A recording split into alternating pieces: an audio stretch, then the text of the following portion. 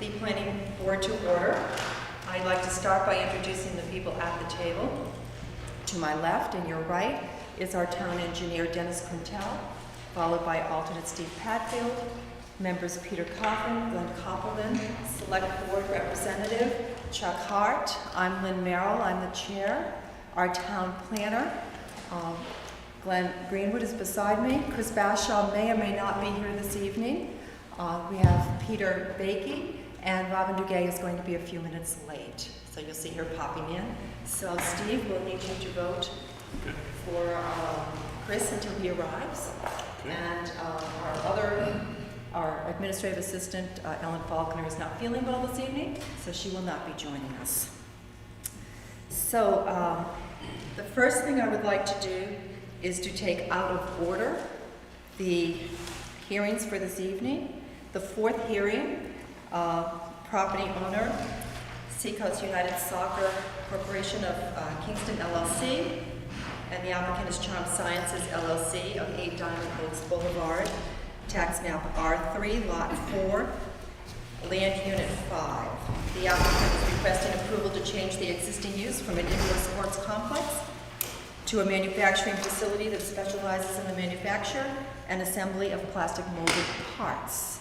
You here for them? I am. Good evening, Mr. Zilch. Glad to have you with us. Chairman to the board, Glenn. It is Dennis? my understanding that an appeal has been filed Yes.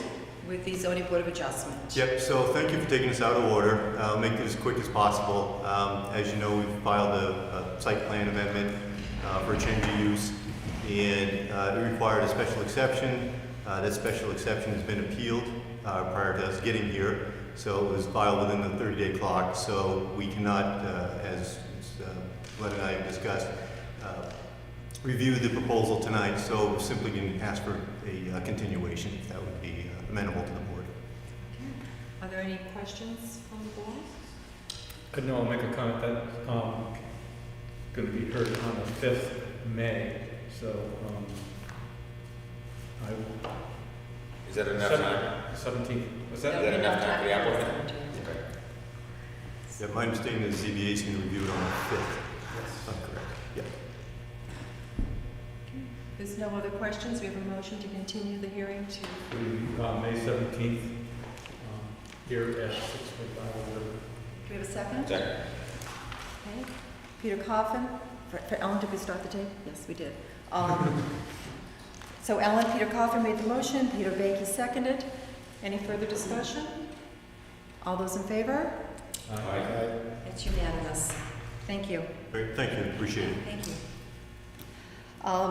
And so for the members of the public who are here with us this evening, I would just like to explain to you for a few minutes the way the procedure here works. The applicant presents their proposal to the board, after which we receive comments and reports from our town engineer and our town planner and our department heads. After that, and we have discussion. After that, we invite the public to make any comments that you have to have. You need to come and sit at the front of the room, at the front table, so that your comments can be recorded by our recording equipment. And after that, we will take people one by one, and then we'll talk and get answers to your questions as best we can. Any questions? So the first hearing tonight is Hawks Ridge of South Kingston LLC, Post Office Box 175, Glasgow, New Hampshire, 03865. The property address are lots 2, 4, 6, 8, and 10, actually land units, land units 2, 4, 6, 8, and 10, Bentgrass Circle in Kingston, New Hampshire, 03848. The additional owners are the residential villages at Granite Fields Condo Association. Tax map R3-4, land units 4001 to 4005. The applicant is requesting approval to amend an existing site plan to adjust the limited common areas 1 through 5, identified as land units 4001, 2, 3, 4, 5, 2, 4, 6, 8, and 10, Bentgrass Circle respectively. So, think we have maps for everybody.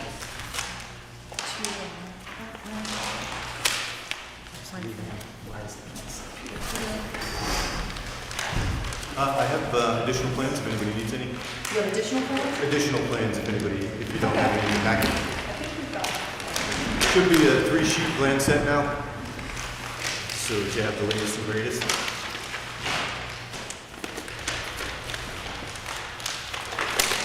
So the revision date at 2/16. It is.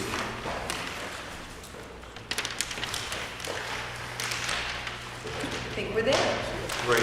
Thank you, Charlie. All right, Charlie Zilch from SCC and Associates, here on behalf of Hawksbridge of South Kingston LLC. Jim Dufresne is with us tonight in the back of the room.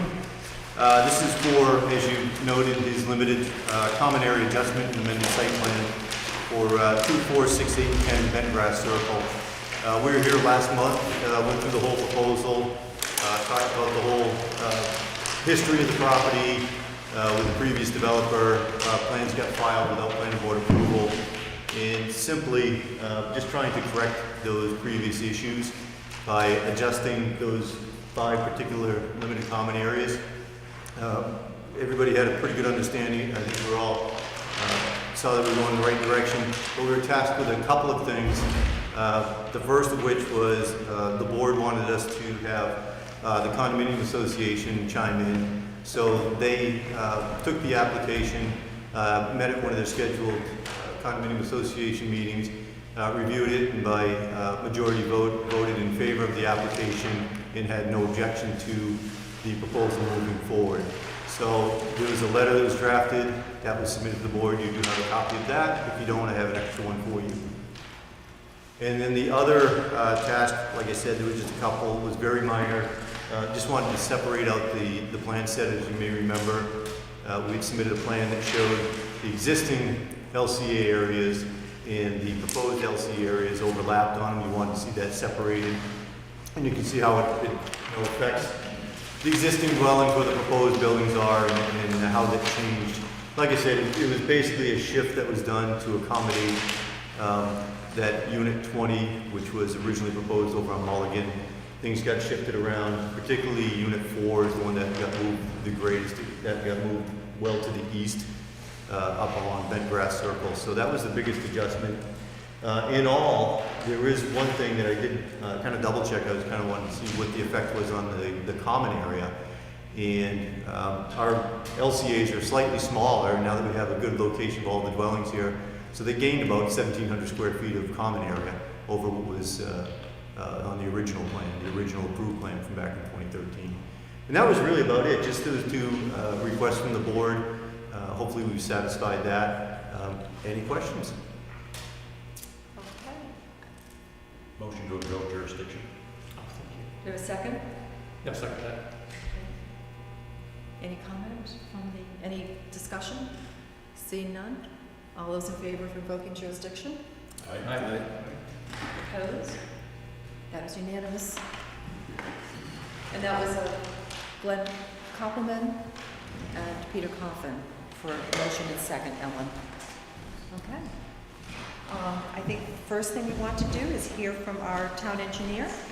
So Dennis, would you please give us your comments? Sure. My comments are basically the same as before. I had 2 comments. I said that this plan is a lot of adjustment to the common areas for the dwellings inside of the loop of Bentgrass Circle. It's not clear why there is a specific designated proposed 20-foot wide utility access easement. I presume the utilities can go anywhere in the common area, therefore why the specified area? Number 2 comment is I have no objection to the proposed layout of the new proposed limited common areas. However, I recommend that there should be ties to the existing and proposed monuments for future stakeout of these limits should there be a dispute. And just to clarify that, each of them has a limited common area, but it's not fixed to anything unless you're going to monument each corner of or bend point of those. And I'm not sure that that's what's shown on the plan. So that was what my questions were. Thank you. Glenn? Greenwood, do we have comments from you? Yes, as you can see, from my previous comment letter, I've removed the 3 because they've been addressed by the revised plan. The final comment I had is that the condominium association did provide evidence that they were aware of the proposal and in favor of it, and that's the letter that is in the file. So I had no other concerns. Thank you. So in the file, we do have a letter rather, from the Dwayne Brown, president of the Village at Granite Fields Condominiums. Dear members of the board, as requested, this board has reviewed the above referenced application prepared on our behalf, as well as Hawks Ridge of South Kingston LLC, and have no objection to the adjustment to the limited common areas and common areas, and to the addition of the proposed utility access easement as affected by units 1 through 5. We also have some department head comments. Fire department said no comment. Highway department, no comment. Health department, no comment. Code enforcement, no comment. Police department, no comment. Any questions or discussion from the board? Charlie, what was your purpose for the 25-foot easement? Well, it's funny because I just wanted to offer an answer for both Dennis's comments. The 25-foot wide utility easement was something that came from the building inspector in our discussion with him about trying to address the issues out here. What it is basically just an insurance policy to make sure that nothing ever gets put there that could obstruct access into that area. So he doesn't want to see Unit 20 come back over there. And he said, why don't you put a utility easement there? Dennis is right, there's really no need for it, it's common area, they can enter any place on that common area, but I have no problem with creating a 25-foot utility easement for that purpose. So it serves access to the area, not that it's really necessary, but it places a blocker, I guess you would call it, in that area. You don't want to plant trees. Right. Good point. Any other questions? Do we have any questions from the public? Comments from the public? Charlie said that he was going to respond to Dennis's other comment. Yeah, Dennis, one thing I did miss, and I shouldn't have, was you had asked for ties, and we did ask for that originally. We didn't propose any ties on there. There was never any monuments to be set here, but what I could do is a suggestion is we located those building corners. Maybe we could give ties off the building corners, the front building corners to the tie points. Anything like that Yeah, would be better than what it is now. Okay, and that would kind of lock it down a little bit better. I'm just thinking if it was mine and I had one of the units, I might get into a dispute with my neighbor. I just want to know where that line is. And even if I call up Charlie, he may not even know. So we could do that, we could add that from the building corners that we located, and then any surveyor could come along in the future and be able to lay that out. Yeah, it's a good point. Any other comments? Any other discussion? Do we have a motion? I think you have a couple of waivers. Unless we address those already?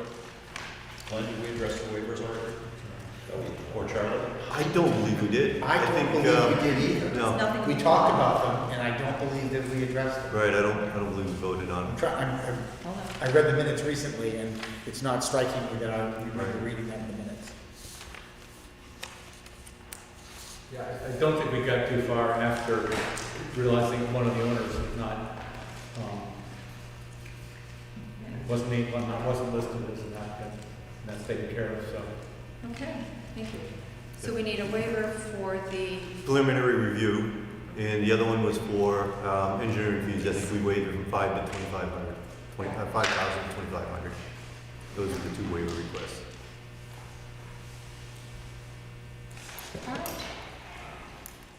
do we have a discussion on the waiver of the preliminary review? Given how much review we had on this, I think preliminary review, maybe we've done. We're way past Way past that. Way past that. Years. So we have a motion, we need a motion for it. Yeah. We have a motion to waive the, I'll move that we waive the preliminary review of the department. Is the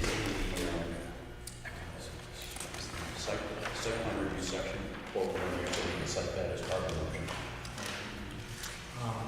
I believe it wasn't Charlie's original. I don't have copies of it. You got it from me, Charlie? So I'll have to add the notes to the plans as far as the waiver request. Usually you include that in your written request for waiver. Yeah, so I'll add those to the cover page. There's nothing here.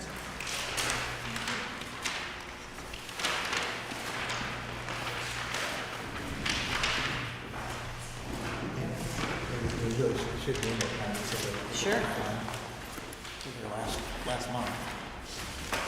Oh, maybe they're stuck in the last one file. It didn't get pulled out. Thank you for that. I wasn't here last month, so.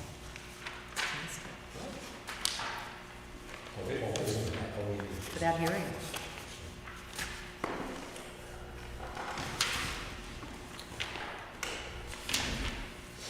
It's 904.4, mandatory preliminary review. So I will, So that's part of I will add that to the motion, that the waiver from Article 904.4, the mandatory preliminary review is not required. Second. Thank you. Any other discussion? Seeing none? All those in favor? Opposed? And that would be unanimous. Ellen Robin Duday has joined the meeting at this point at 6:47. Nothing in there, is there? No.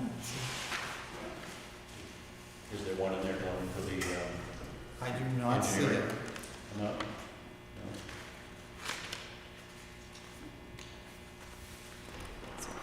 But it That's was the with, other issue, is that we're supposed to be doing it from a written request. Let me just take a quick look and see what I left back in the desk here, see if I still have it. it definitely was, we had it last month. I did. Maybe you got this line,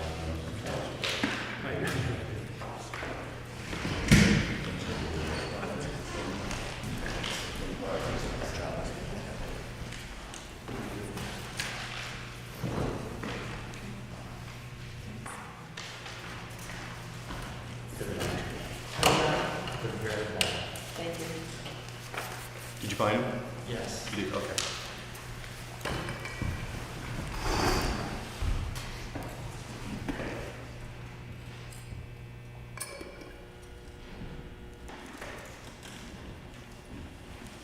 But this is the written one for the. What we just did? Yes, the one that we just did. I know there were two. I don't know why they're not here. And the other one is 904.3C requiring preliminary review. Is it That's the one that we have. That's what we That's the found. one that we have. Okay, that's We the one don't you have the one have. for Okay, and then the the other one is like Engineering fee, 904.5B. 904.5B. Yeah, and fee schedule A. Yeah, that's what we did, yes, sir. Yeah.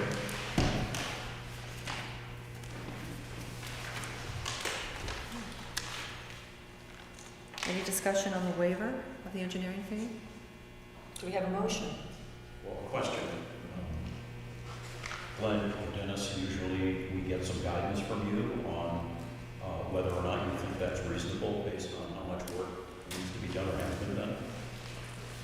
It's certainly reasonable from my standpoint. My review of this plan required just about an hour. So of the 2,500 I'm billing, $70. And I wouldn't imagine you're billing a lot more. No, and if it was, then I'm sure that Charlie would be glad to kick in some extra. Yeah, that's well in advance of the amount we would That's what I said. require.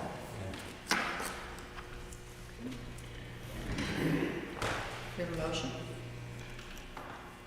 You said it was B? B is, just a second before we make the motion. 904.5. 5B, okay, yeah.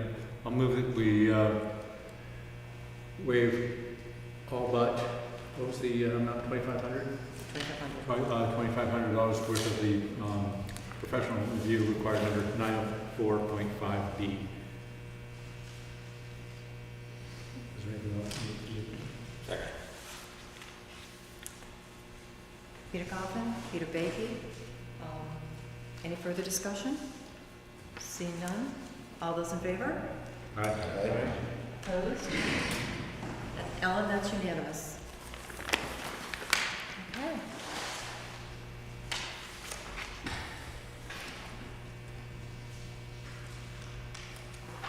Thank you, Charlie. So, Oh, we didn't do a motion on the whole thing. Third trip through. Ah, we found it. Third time through, we did find the actual letter, so we're legally correct. I knew they were there. Okay. Okay. Do we have a motion to approve the application?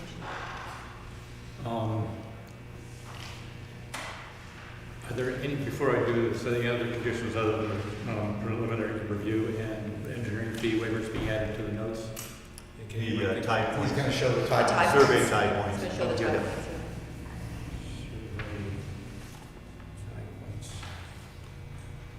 All right, those are the three, then I'll move that we grant approval of, and let's see what we're being asked to amend the existing site plan to adjust the limited common areas as listed in the agenda, with the condition that the notes be added to plans with the waivers, approval dates on the preliminary review and engineering fees, and the survey tie points be added to the drawing plans. Do we have a second? Second. Can Chuck beat you to it? Sure did. Motion by Peter Coffin, second by Chuck Hart. Any further discussion? All those in favor? Say aye. Aye. Opposed? Ellen, that's unanimous. Thank you very much. Thank you very much. Have a good evening. Appreciate it.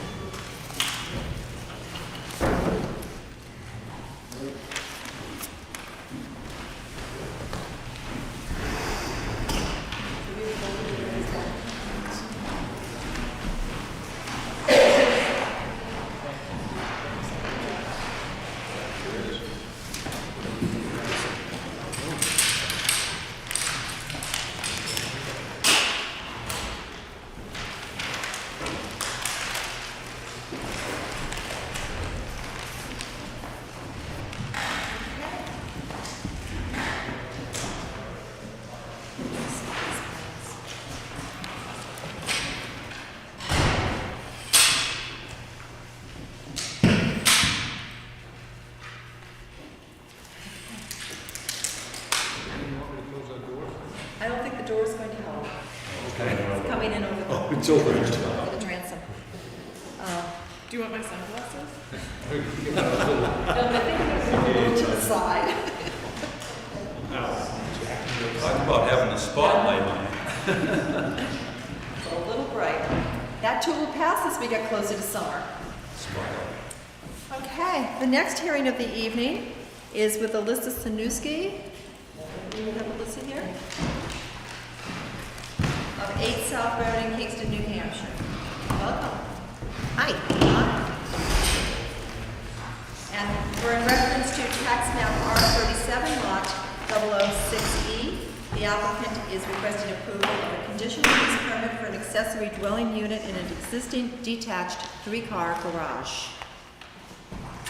Correct. And let's pass around the plans.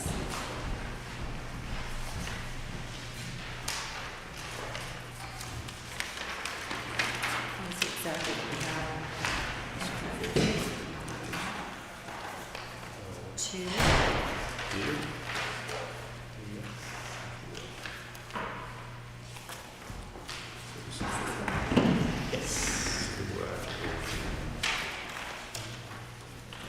I guess 3 goes this way.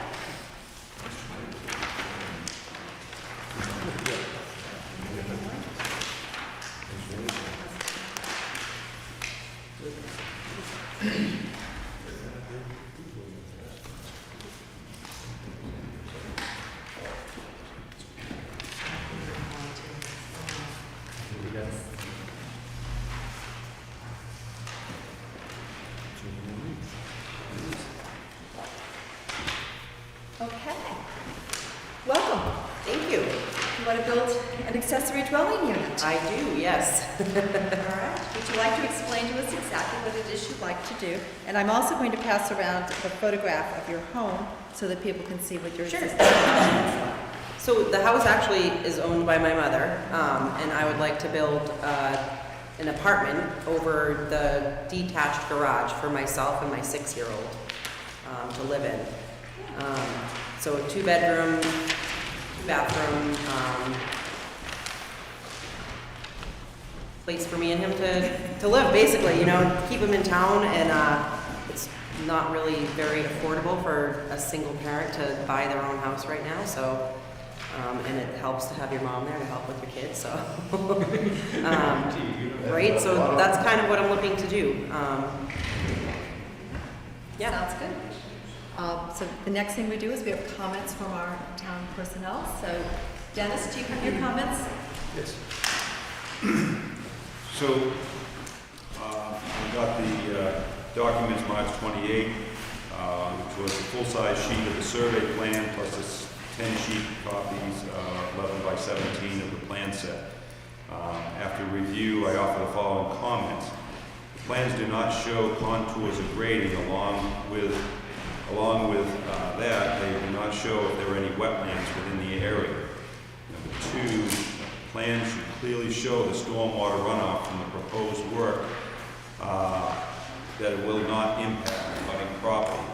Number 3, plans should show the proposed addition will meet the building setback requirement. A certified foundation plan should be required by the building department when it is installed prior to backfill. Number 4, an approved sanitary waste disposal system plan is required prior to the planning board final approval. And those are my 4 comments. Thank you. What? Okay, I have, that this is the first public hearing for this proposed ADU, so the board should consider a vote to invoke jurisdiction. And then the following comments. Number 1, the GLA of the home is 3782 square feet. And the proposed ADU will be 905 square feet. So it's well below the allowed 1,259 if they were trying to maximize what they could accomplish there. The applicant needs to provide evidence that the existing septic system can handle the increased flow from the ADU. A plot plan has been provided for the application. It shows the location of the existing garage for the board's edification, and the applicant will need to provide the building inspector with evidence that there are no wetlands in the front of the property that would create setback issues for the construction of the vestibule. And I did just a drive-by, just so that I could see if it looked like there were wetlands out front, and I believe there are not. But I'm not a wetland scientist, I just wanted to see what it looked like. Okay. Comments from the town departments. Fire, it must meet NFPA codes. You need to have a heat detection in the garage. And we need to address the identification of the ADU. Is it going to be 8A? Or what is the address going to be for that unit? The building department has no comment. The highway department says, do both driveways have state permits? And bring both driveways into compliance with state and town regulations. And code enforcement had no comment. Health said it needs a septic plan design for the ADU on file. Police, there's nothing there. Totally empty. Okay. We have discussion by board. I get a question for Glenn on that one. When you computed that, what I came up with, that was before you added the enclosed stairwell. On the left, as you face this, there's an exterior wall that goes around the stairwell, the entry balcony, and the landing down below that. And it came out about 1,100 square feet with all that added in. It's not much difference, but isn't that included in GLA since it's an enclosed heated space? Oh, so what is it now? The Stairway. stairway heated? The stairway appears to be done to the interior wall. There's a vestibule on the ground floor and a landing on the upper floor that appear to be Close by exterior walls, those dark gray So it- walls. So, and now the sun deck is excluded because that's outside. But I think that entryway to this interior space may be included, or maybe included. I don't think that it was, but even if you go to 1100, they're still within the parameters. Right, yeah, I remember thinking that The it size. came out of this. I was wondering which numbers you used since we had that discussion a while back, so. Is there going to be heat in the entrance? To be honest, I'm not entirely sure. It appears to me from the plans that it still has like a door from the exterior to go into the, Great. you know what I mean? But I don't know. Does it make it bigger than you can? No, Okay. it doesn't. still within the It frame. doesn't. It just, you don't need to record it for, the town can record it when they get the final plan approved. If it's heated, it gets counted as gross living area. If it's not. Okay, it's all not. right. That's all. It's a parking. Yeah. But it still meets the regulations whether it's heated or not. So with it? Any other comments from the board? Are you looking to put in a second driveway? No, I don't, that was my other, I don't know anything about a drive, there's not two driveways, there won't be. The gravel drive, this paved driveway. On the front left-hand side of the lot, it shows a possible driveway that goes down to the barn. There's a left to your driveway? See, that's from the plan from 2004. That's why I think the comment was made about a second driveway. Okay, yeah, that's an old plan that, It does look like, when you look at the configuration, and how you're gonna have parking out front, it looks like currently you only use the one that's sort of in the center. there's a stone wall, you can't, Correct. yeah. Yeah, I was just curious. I'm not sure why that's still on The there, comment yeah. made a comment about a It's second because driveway. the right plot there. plan that was used is the old plot, is the Okay. 20. Okay, There's only I think one. that was a comment. Yes. Oh, yeah, that's- Yeah. Yeah, there's only one driveway. Can it, specific to Dennis's comments, do we normally require that they have contours and grading and all that shown if it's for an ADU? Well, if it's gonna require construction and movement of earth, It would. And also, it's increasing the covered area, Got it. so it's gonna increase the, not that it's a big deal. So then it it's a big lot, would but- meet so basically, letter O would be applicable. Oh, the, Of the conditional ordinance, use yeah. permit. you see it. It's just a slab on each side, there's not gonna be, Right, but it increases the impermeable coverage from what is there now, the garage. It's gonna have more roof and more, ground coverage, so So that when creates more runoff. And since you're only about 21 feet from the property line, there's, Dennis had a question about whether that's gonna affect the runoff onto the neighbor's property. Okay. What's happened since your house was originally built is the federal government has some very strict regulations for stormwater runoff. And the entire town, every building in town now must comply with them. So that's why these additional regulations are there, so that we can comply with the federal government rules. so And there are massive fines if we don't, so that's why. what do we need to do to prove that or show that? I think We one haven't thing- determined that yet. Oh, We will. One of the things that Glenn usually asks for, so we can submit it as the total computation of impermeable coverage of the lot. And that will change by a very small amount from what's there now. But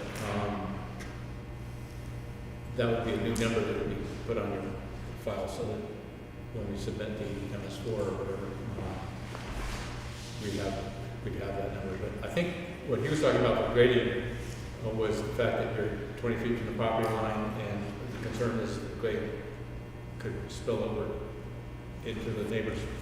I haven't seen this, so I don't know what the grade is. If it's sloped into your land, then it would not be really an issue, but without knowing, there should be some kind of drainage plan for where the water's going to go that comes off the road.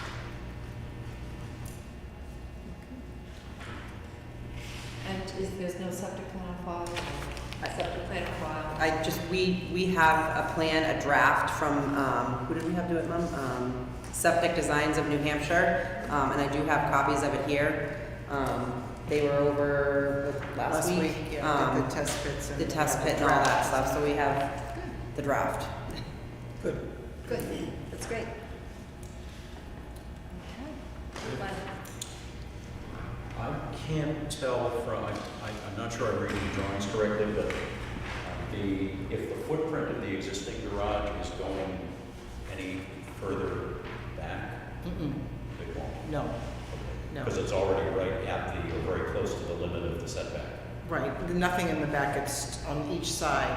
It's on the side. Yes, correct, right, yep.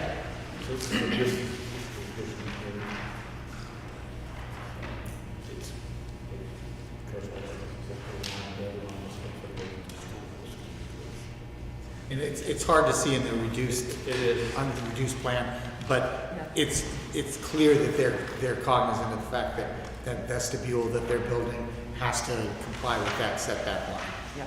Okay, well, Lynn, that's, if you're looking at this, I believe that this is, That's the one from 2004. that's the one that, see, that's the existing garage, which is already 21 feet off the lot line. Okay. So I was trying to relate that to the new Yeah. plans, just to convince myself that They're that it okay. wasn't going any closer to the boundary. Okay. This is what it looks like here, so there it does, it looks like it, but that's right on the one. It's shown. Oh, it's just on there. Yeah, gotcha. Because that actually shows the addition to the garage. Yep.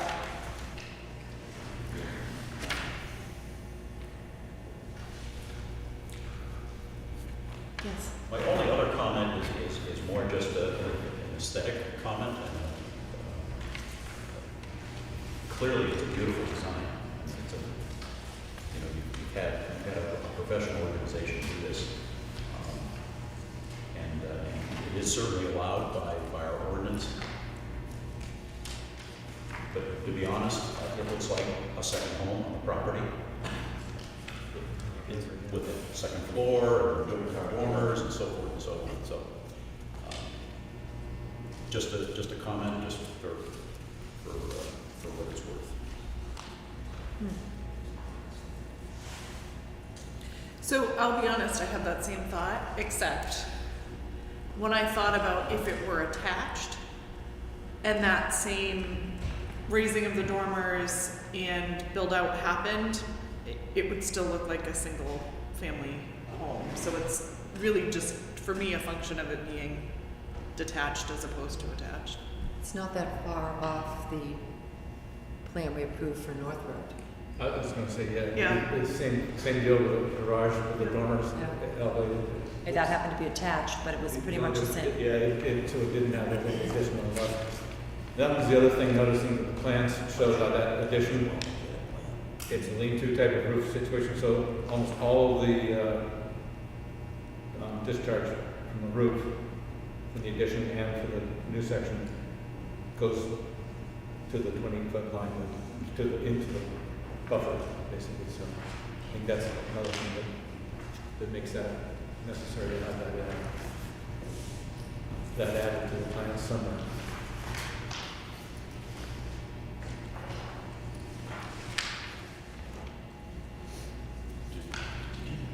Jurisdiction.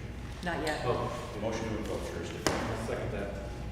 Any comments on invoking jurisdiction? Okay, seeing none, all those in favor of invoking jurisdiction? Aye. Opposed? That was Glenn Koppelman and Peter Coffin for the second one.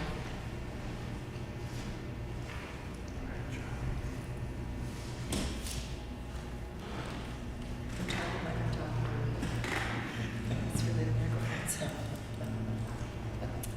Okay, yes, Dennis. So my comment is that in talking about the contours and grading, is if you're gonna have a septic plan drawn up, which requires grading and contours in the septic plan, you can incorporate whatever we're looking for as far as grading around the building to make sure that there's no impacts the butters or wetlands nearby. So that can be shown on your septic plan. So when you submit the septic plan, just make sure that it has contours of grading around the Okay. building. Instead of having a new plan, a separate plan, you can show it on the septic plan. And I think that would cover what my comments would be.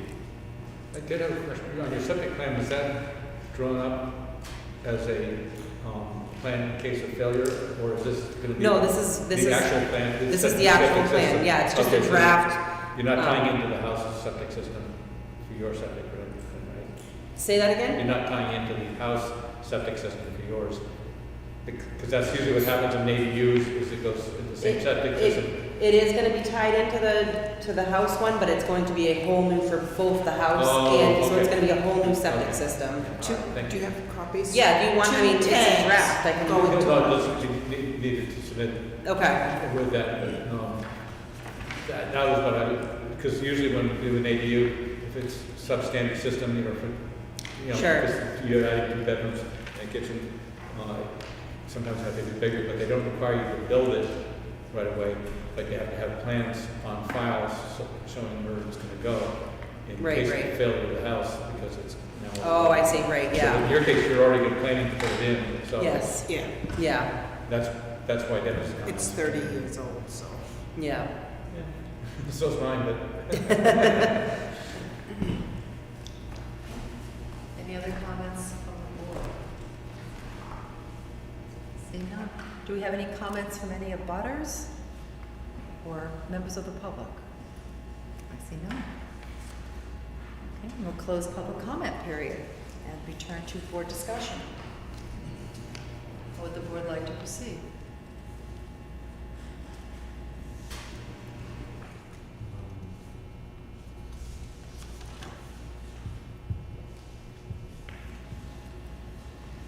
I make a motion that we accept the plan as proposed and request from the applicant, upon submitting, final grades on the new septic design, they indicate somewhat of a stormwater management plan where the water's gonna go and it sheds off the new dwelling, and it's not gonna directly interfere with the neighbor, So it's contingent upon that. contingent upon that.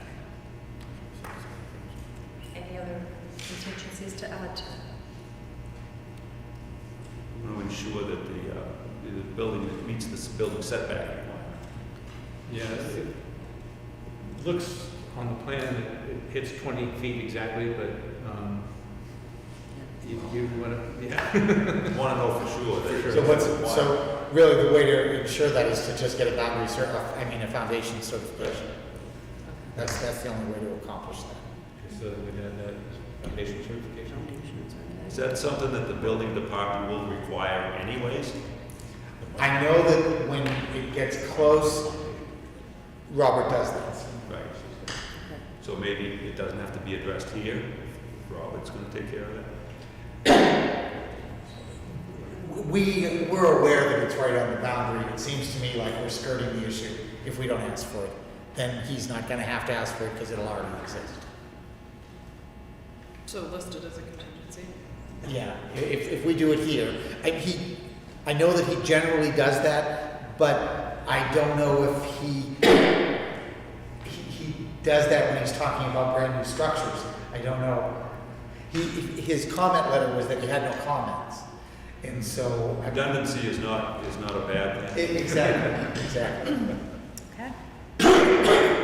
So we're adding that to the motion. So moved. Anything else? And we have a second. I'll second it. So is that a conditional approval? That's, I've read it as a Well, we're gonna wanna see conditional. that, we're gonna wanna see that septic design. Approval. We're gonna have one done, so we need to see that and some contours for the septic design, as Dennis stated, with some contours as far as where the water's gonna run off from that building. And a foundation certification. And a So foundation those are the three things So they those need are the before three they can things, get a and building permit. those are requests. You're not saying conditionally approve this with those three? Yes. Or are you saying the board wants to look at those in Conditionally approve with those three. Conditionally approved means they have to come back Yeah. to show those before Do they have the. to come back to the board, or they just need to submit it to the board? They just They don't- need to submit it. To the office. Yeah, they That's have to come my back, sorry, question. they don't have to come back, it just meant they. Correct. The plan needs to come back, so provide, yeah, that's the word. Is that clear? No.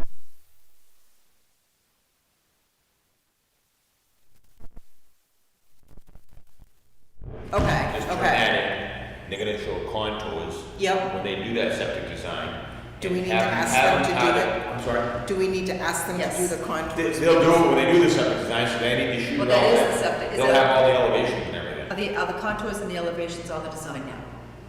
I believe they are, I mean, Okay, so we need to add to that the stormwater runoff. stormwater runoff, Yeah, okay. just to show that water, when that water comes off your roof. Right, going where it's down gonna your go. back hill, or if it's running over to the neighbor's house. Right, okay. They can do that by And they shooting usually grades. do it like a septic design company is, Can I okay. take a look at that? Yes, Yeah, they can do it. They can do that. So all they do is shoot elevation to show that water. Okay, Is it okay. running down to your barn, or is it running towards 111? Right, okay, So okay, they just want to make sure it's kind of staying on your property. sure, So this is going to be contingent upon a state-approved septic plan, yep, town and state-approved septic plan, stormwater runoff contours and direction, okay, and then that you have the foundation, Foundation certification. this foundation certification to show that it's indeed Who does 20 that? feet from the lot line, A surveyor. a survey. a surveyor, okay, So when you have those three things done, we're talking about giving you a conditional approval, so you don't need to come back. So we'll approve it, and when those conditions are met, then you can move forward. okay, According to this plan, it's 21 feet. Yeah, but they just want to check it because it's so close. No, it's the old ones. That's the old plan. garage on the 2006. But isn't it on the new plan, the architect that came out said he took all the specs and he. Right, and he drew the 20-foot line, and he has the corner of the new addition right on the 20-foot line. And That's So where the he may concern be able to is. certify it. Yeah, Yes, have him write certifying that distance. Yeah. On that plan. You okay. have to have it all done. Okay. They just want to certify that's where that line is. Okay. Hold on. This doesn't show what we're looking at.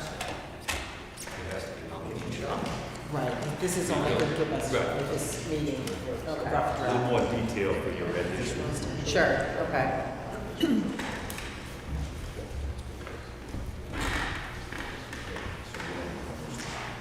We have a motion, we have a second. We have a motion, we have a second. Any other discussion or comments? Chuck, Glenn, anything you want to add? Okay, then I think we're ready for the vote. All those in favor? All right. Aye. Opposed?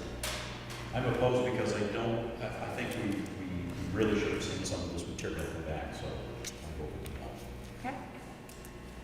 So we have 5 in favor and 1 opposed. And it passes.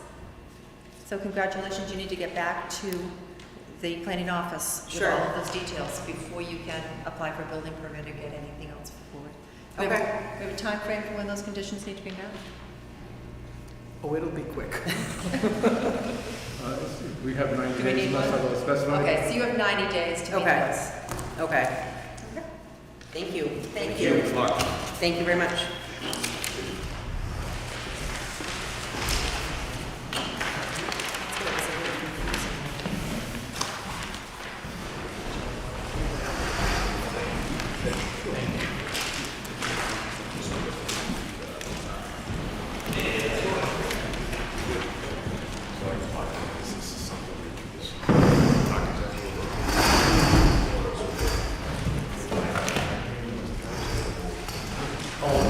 Really was looking forward to the film. Did you give the background on it though? Thank you.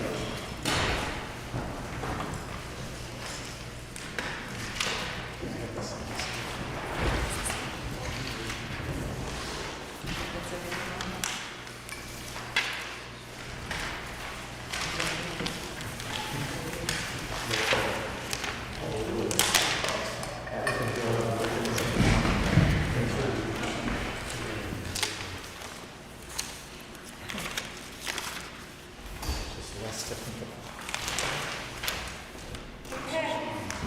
Are you ready for the next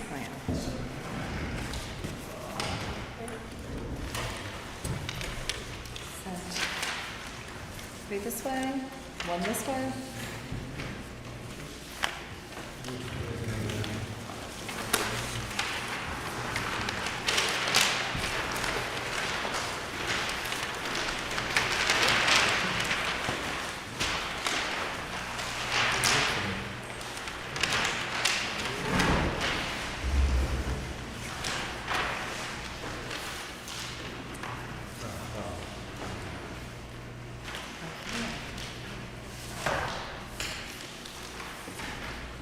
So, the fourth hearing this evening is for Robert and Martha Bean, 44 Tucker Road, Kingston, New Hampshire, 03848, tax map R42, lots 1 and 1A. The applicant is requesting approval to change the lot line between the above listed lots.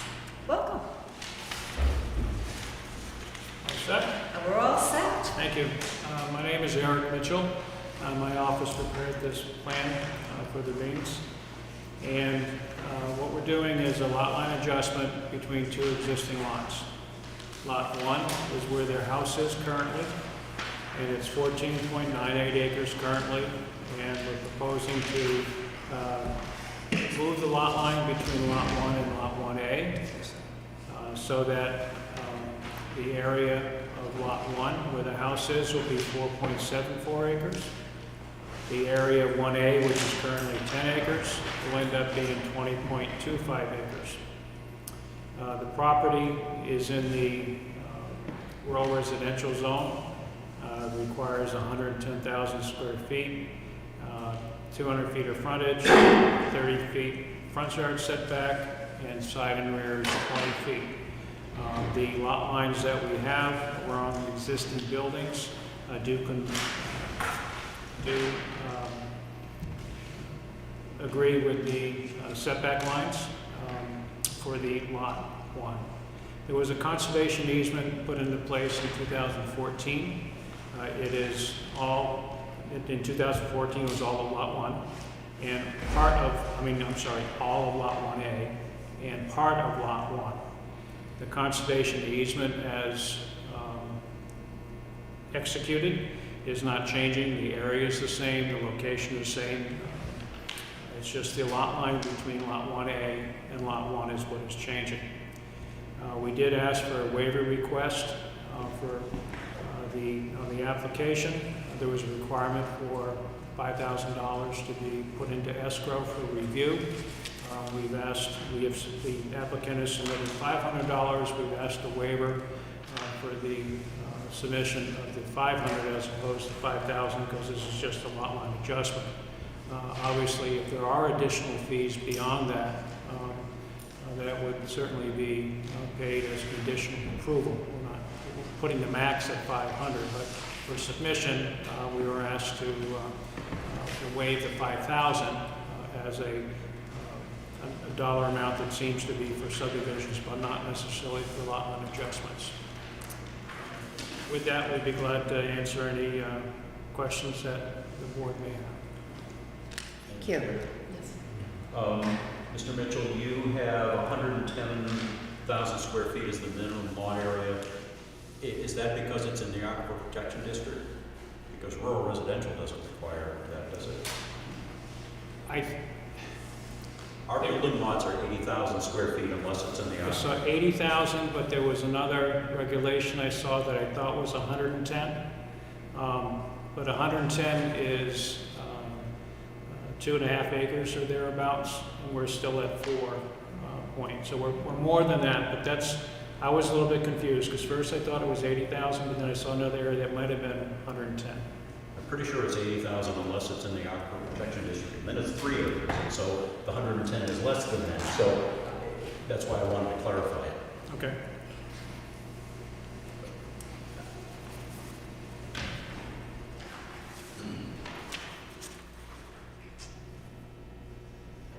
Since this has come up before, were the easement holders notified? Yes, they were. Okay. And usually easements, they require the easement be maintained in single ownership. How does this affect it? The easement itself is capable of being, lot lines underneath that are able to be subdivided, but the easement rights themselves cannot change. So if there are restrictions as to what can be done, whether forestry can or can't be done, what can be done there for any uses on there, those stay the same regardless of where the lot lines are. But generally speaking, the moving lot lines, even doing subdivisions, is able to be done on the conservation easements because the easement still is protected the way it is. Quite often, if you have a piece of property that is, it all has an easement on it, there's no way you're going to move lot lines around and do anything because it's all covered by easement. There's no buildable land on it, so we can do it. In this particular case, there is buildable land on lot 1 where the 4 acres plus where the building house is, and then also on the southern end of the what's going to be now lot 1A is where the Tucker Road is where the Beans plan to put a house. So I'm looking at one of our new aquifer protection maps that happen to be in front of me in the stack of things, and it shows that the property is not in the aquifer. So it's an 80,000 square foot lot that you need. So that would just need to be a correction made to the plan.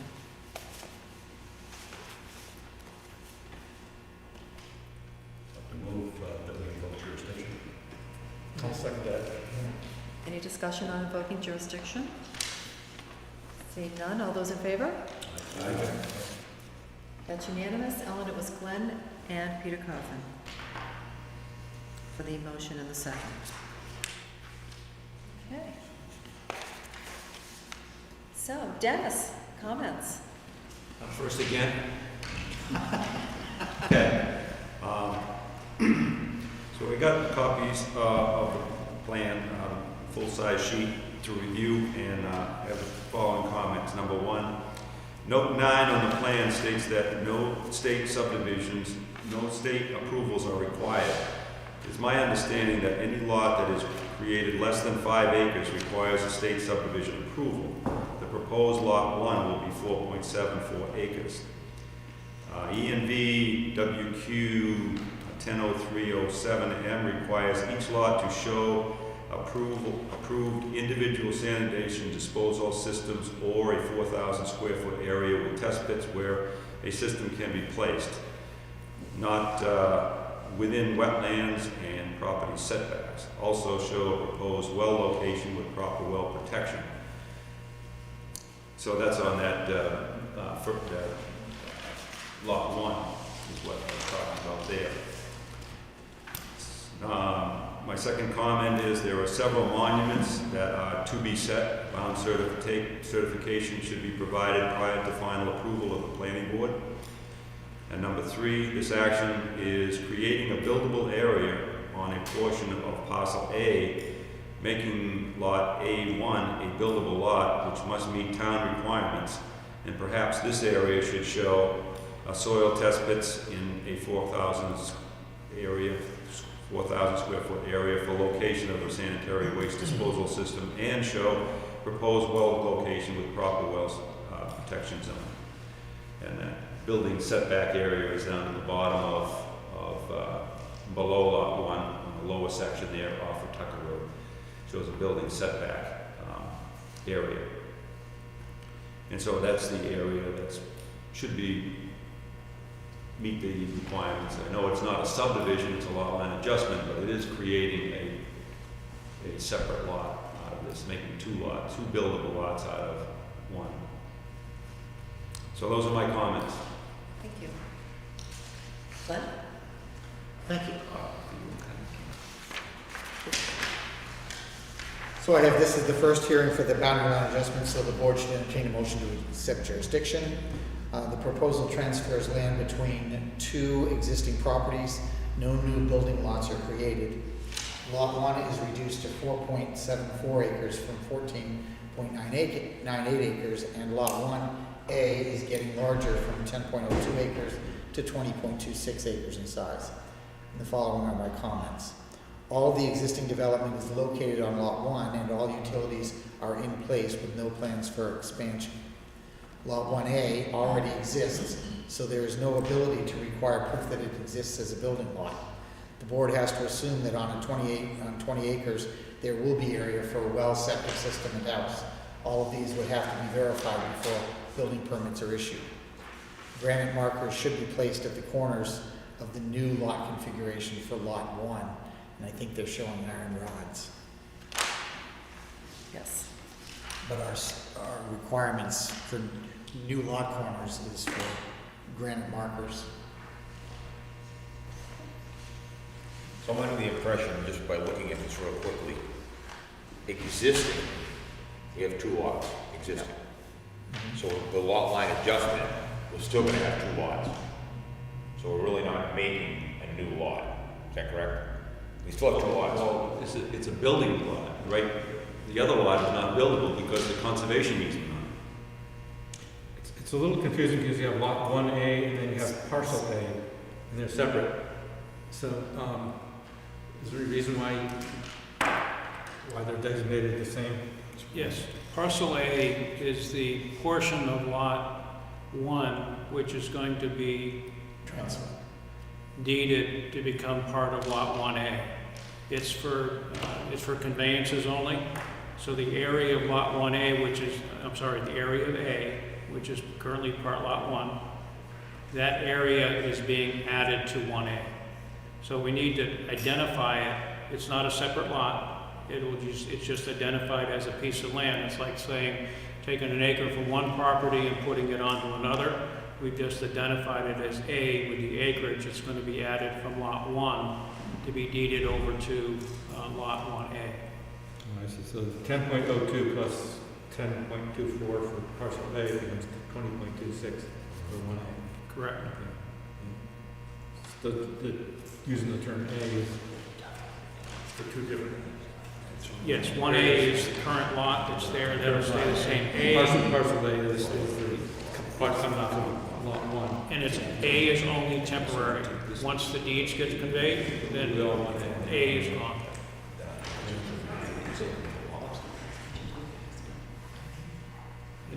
Madam Chair, if I may address some of the comments that were made. Why don't we wait just a moment? Let's go through the rest of the comments. Okay. Fire, no comment. Building, no comment. Police, no comment or concern. Health, no comment.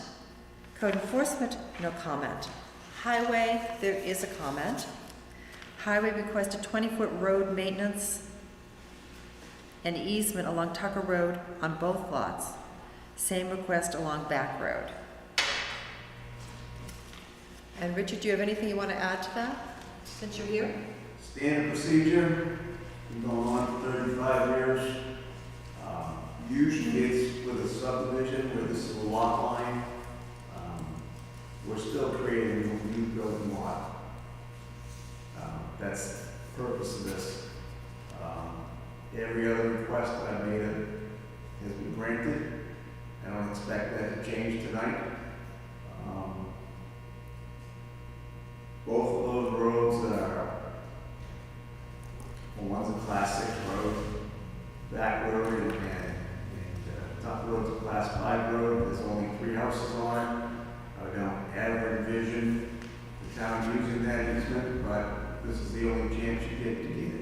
Okay. Thank you. Okay. Thank you. In terms of some of the comments that have been made, as far as the Note 9 state subdivision required, it's my understanding and belief that lot line adjustments do not require state subdivision approval, provided that the new lot line is not going to impact any of the septic systems or the wells that are on the lot.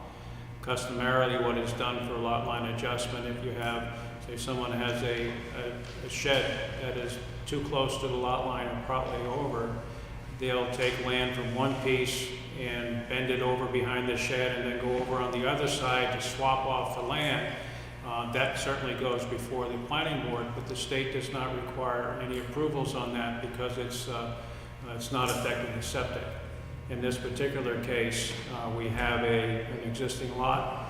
The proposed lot line we have is nowhere near the septic or the well, and so it does not impact, so that if the new lot, even though it's over 5 acres, would still need a septic system approval, but the other one is existing and it's already there.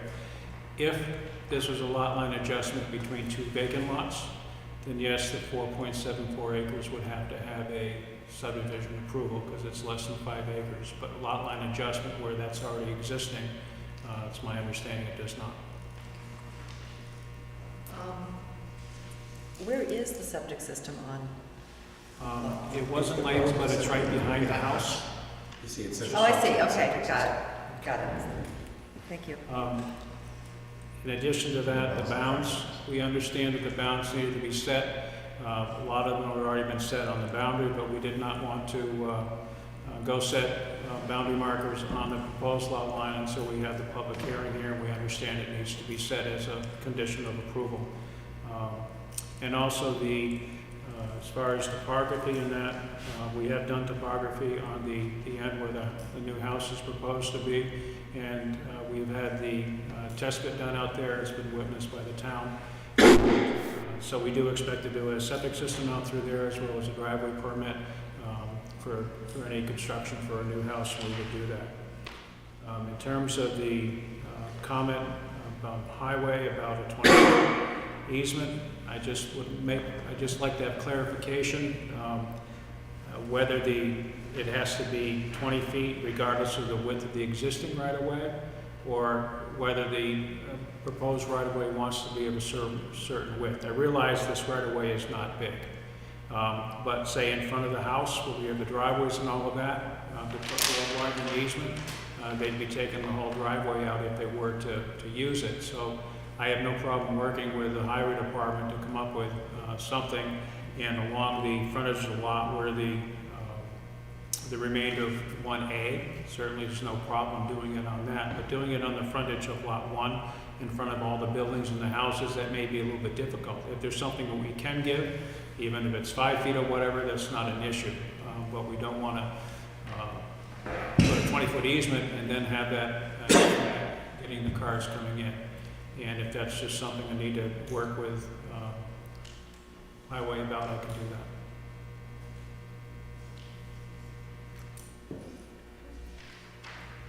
Any other questions from the planning board? Yes. Well, I'd like Mr. St. Hilaire to respond to that issue, just so we get that perspective as well. So, the problem is you can't give you lane on the other side. It's a substandard road to today's standards. I think it's a 30. I think it's a 2-car road. We determined that road was about 2 or 3 roads. I think it's 2 cars side by side.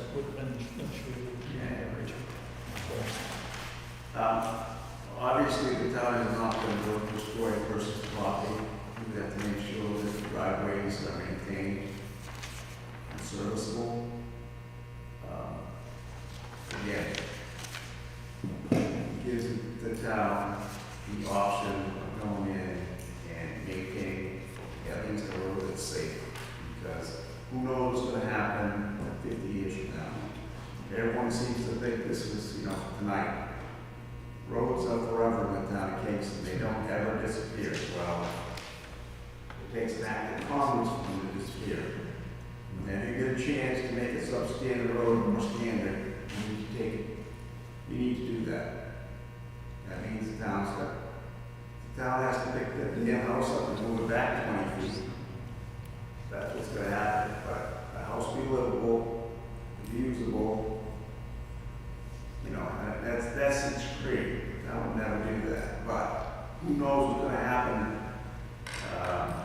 And yeah, you can say the land is all tied up in easements between the type of French property and what the beams are tied up. Those things aren't forever. Don't kid yourself.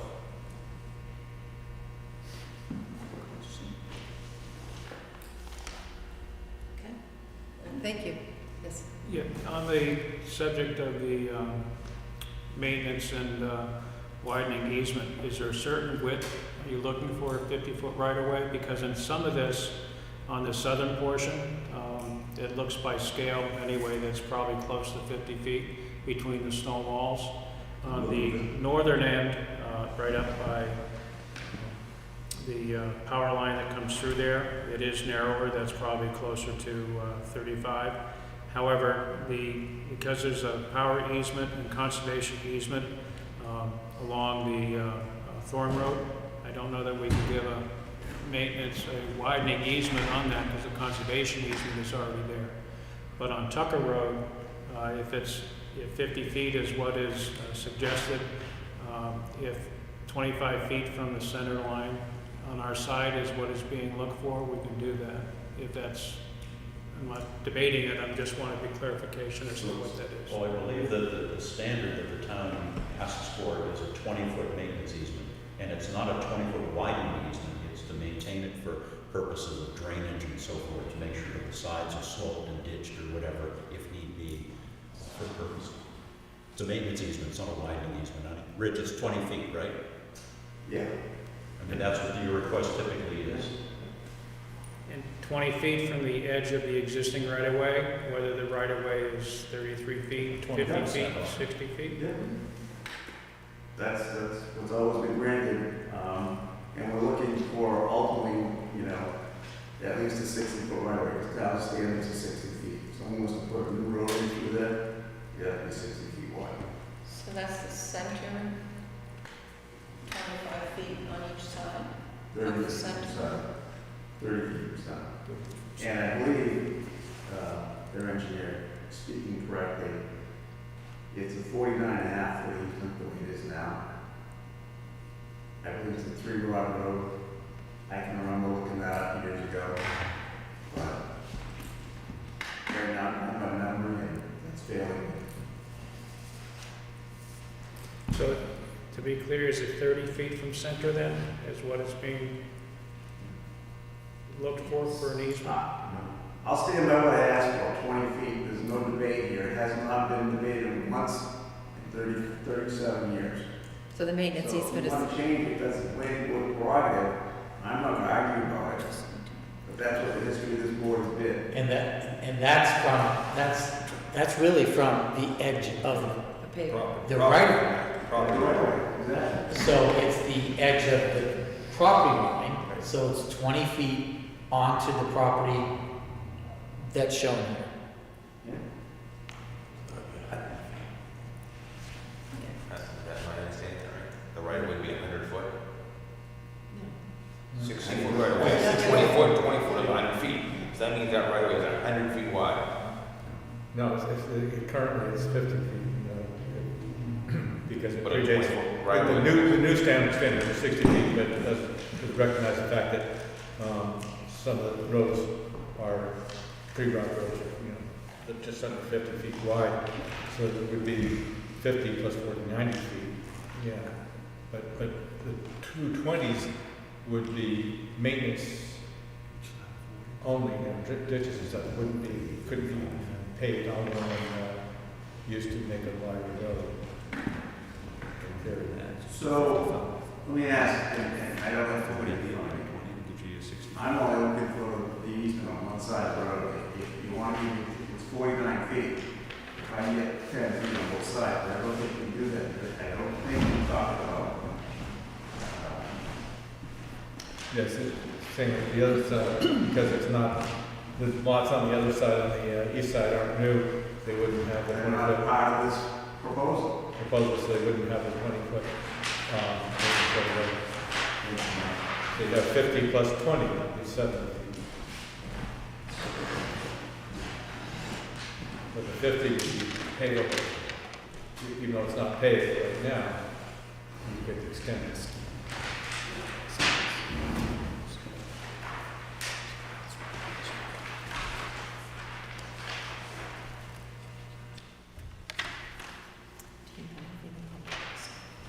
So Glenn, do you know anything about putting a right-of-way over right-of-ways that already exist, or over easements that already exist? Putting an easement over easements? No, I don't think that, I don't think that we can infringe on the conservation easement. Or on the power line easement, I wouldn't think. Correct. Well, the power line easement they might actually say that maintenance activities are okay. But the power line easement is within the easement of the conservation, so that's a moot point. So they couldn't grant the easement at that point anyway. You couldn't grant that. I'd have to better understand what the easements, what the conservation easements. Why couldn't you grant the easement and it would be up to the town, if they ever would do anything, then they would have to get permission to work within those easements. But at this point in time, if you created the easement, the 20-foot easement, which is what the town has done in the past, you have the option of doing work there in the future. If you don't create that easement, then you're not going to be able to do anything within that to correct any problems for the Regardless for of traffic. whether the action we take tonight is legal. Right. And we did do this type of an easement, if I remember correctly, at the subdivision that was done on West Shore Park Road. Close to Oh, where Rich has we been went. very consistent. We've done it on Yeah. every He knew more, every activity on town road. he asked for it consistently. Okay.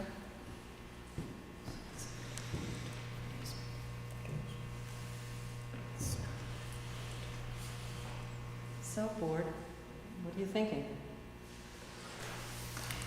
I'm gonna come back to the easement issue. Bob, is that self-announced the easement or No, it's an NRCS. RCS? So that's a difference, because you just had a case with Cell where they,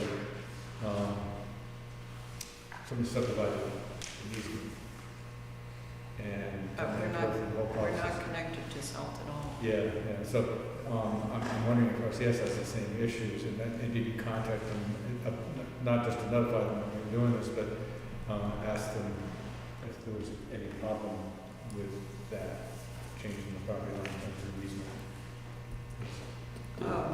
I'm just thinking if one group has sort of rules that is written into the easement, and it could be others have the same. If it helps clarify, there's an easement for the power lines and there's a conservation easement for NRCS. They overlap.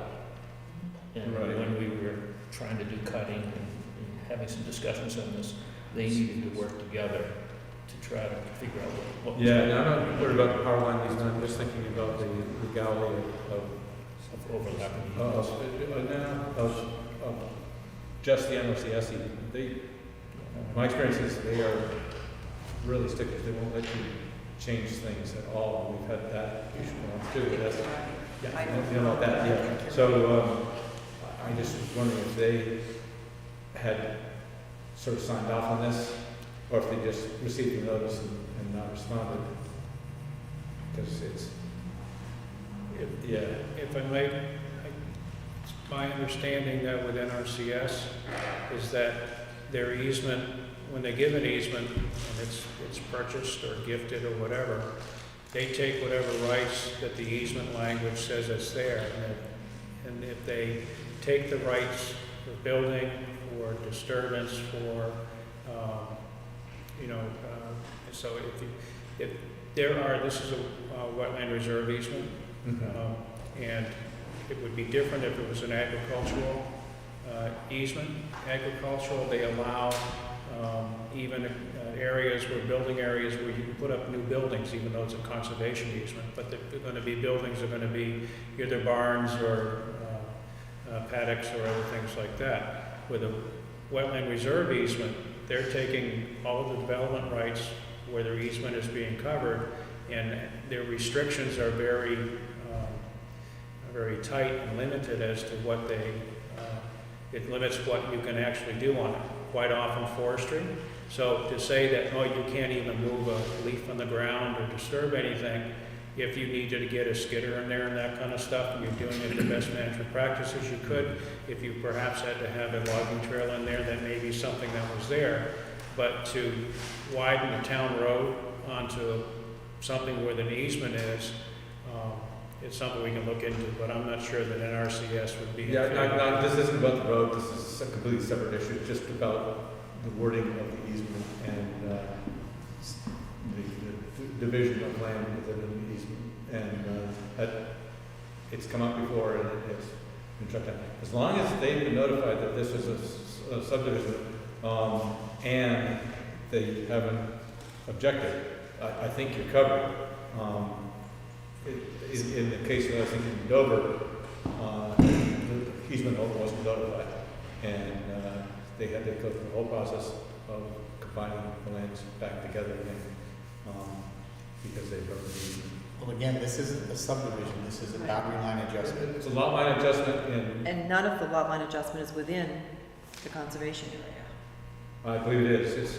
There's Down by a lot line's been moved over to the Yeah, west, back road. and there's that new one is now fully within the easement. So that's fine. I'm just thinking of stumbling blocks that happened before that cost the landowner a lot of money to revert back to a single ownership Yeah, structure. but the part that But- they're really changing over here. Yeah, so they've been notified, if you haven't had Mine any, is here.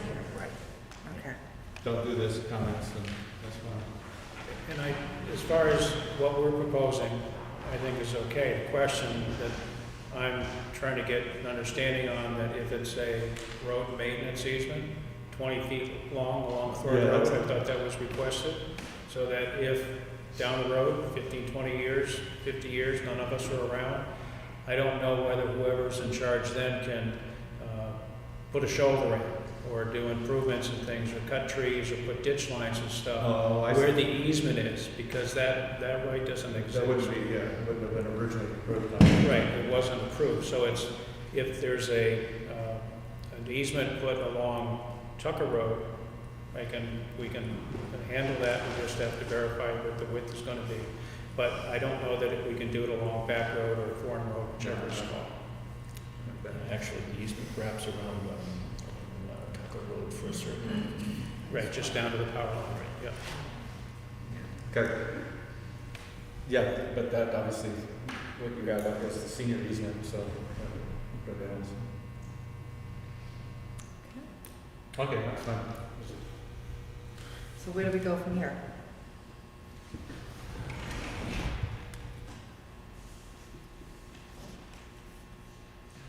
That's a good question. Let's see. I think you should discuss Discuss the easement. the fact that Dennis and I have considerably different opinions about what this boundary line plan should show. And so I think you should come to some consensus as a board as to what we're going to require to be shown on the plan. Because in Dennis's first comment, it seems to me that he's asking that on lot 1, where the existing house is, he wants to see the location of a 4,000 square foot area and a well radius. And then the same for the area that's indicated as a building setback for lot 1A. And from my perspective, the existing utilities on lot 1 are shown adequately as the ones that exist now, and are appropriate for a house that there isn't any indication there's going to be expansion of. And from my perspective, on a boundary line adjustment, we don't require that a septic system and well be sited. We're simply changing the boundary lines. I think as far as a discussion for tonight about this lot, parcel A, shouldn't even be a topic for building a house. But if they're gonna go build a house there, it's gonna be up to them to prove where that system's gonna go and where a well's gonna go, and they're gonna need to do that, or they're not gonna put a house there. I think tonight they're here to the board to do a lot line adjustment, and we should deal with that on hand right now, because if they're gonna come back and they're gonna want a house there, they're gonna have to prove to the town that they can do that. But they're not here tonight to do that. They want a lot line adjustment, and I think we should address that tonight.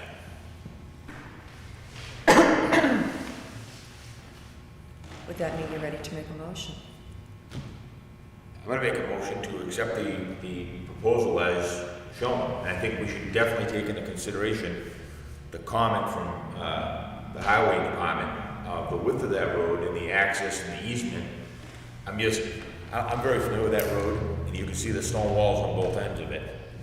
And I just think if you take the width of that road and you add 20 feet to both sides of it, that's gonna take quite a bit of those lots all the way down through there. I just think that'd be the right of way plus 40 feet is 90 feet wide, you know, for 20 feet. And then Rich, he made a comment that 10 foot on both sides would probably be acceptable. So I think if the applicant was looking to give it 10 foot for a swale and roadside maintenance, I think that'd be, this is just me speaking, I think 20 feet's an awful big wide distance on both sides of that little road. That little road is small. But I mean, I think if he was saying that would be 10 feet on both sides, and the applicant's willing to work with that for purposes of drainage and safety of the road, and fire trucks or whatever need to get down there.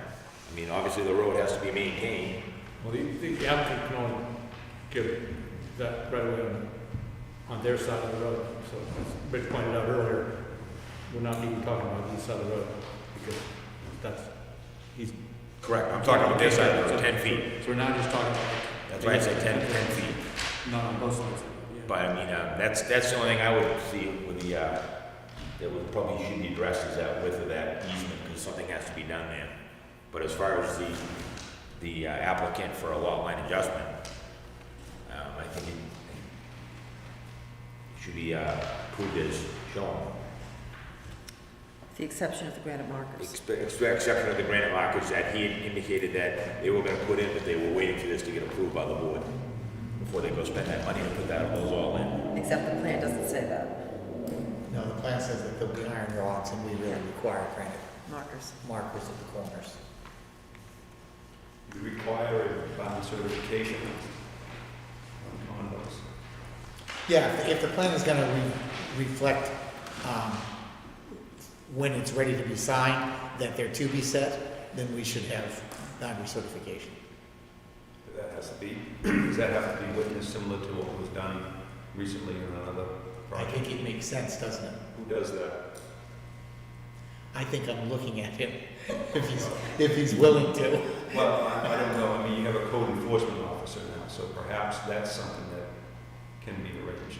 Maybe if you two worked a couple of them together, then maybe he would Well, feel it more might make a comfortable. with difference, the- it might make a difference to your waiver requirement or request. Yeah. Mr. Mitchell, is there, you understand that we're requesting the stone boundary instead of an iron pipe in the town for boundary markers? On the fronts are stone monuments proposed to be set unless it's a drove over stone wall. But on the lot lines, are they bounds on all the lot lines, or are those pins acceptable? I believe it's all. At the corners. At the corners, At corners, they have to be, stone, monument. We would be granite post. Intermediary ones along the line can be pipe, I believe. Pins, or IP pins. Yeah, pins. Rods. All right, we have shown iron pins to be, so there's no more than 400 feet between a monument, but if each corner of the lot has to be a granite bound, if that's the requirement, then we'll put that in. Now, could you add that to the plan for us? Yes. Okay, thank you. So, you were making a motion, right? Correct, and we just added that to make sure he's gonna change that on the plan. All right, but I don't think we've dealt with the waiver request. Correct. Okay. So, I'm gonna ask the chair to, perhaps set that motion aside and let's deal with the waiver. Okay. So dealing with the waiver request, part of that request is going to depend on whether or not Dennis and the code enforcement officer need to witness the bound markers. So is that going to affect the dollar amount? And does that mean that the dollar amount is adequate or not adequate?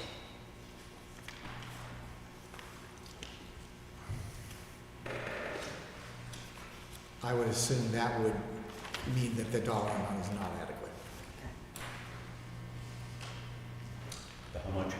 How much was deposited? 500 was deposited.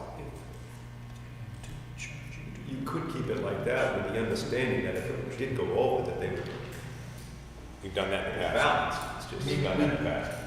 And I We do that, but Yeah. we also try to be reasonable so that we don't have to go hunting with an after the fact if we don't have to. But- And it wouldn't muddy up their getting a building permit. Mr. Mitchell? The purpose of the waiver was just to get the plan here and not have to write a $5,000 check, so that in the event there's additional fees because of review or inspections that are necessary before the planning board signs the plan, the applicant will pay that amount before the planning board signs the plan. That's not an issue. And what I would expect to do is set all the monuments before the plan is signed, so that they're all in, everybody knows they're in. There's that would be no great. bond or anything like that for those. And you probably have your invoices totaled up by then anyways.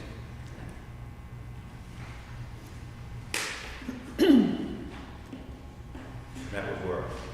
How does the Before board you feel sign about it. that? Well, if we Procedure. granted the waiver, we would still have to list as a condition though that the applicant would be responsible for any additional fees incurred.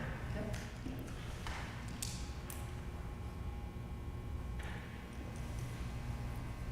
Do we have a motion to grant the waiver or change the dollar amount of the waiver?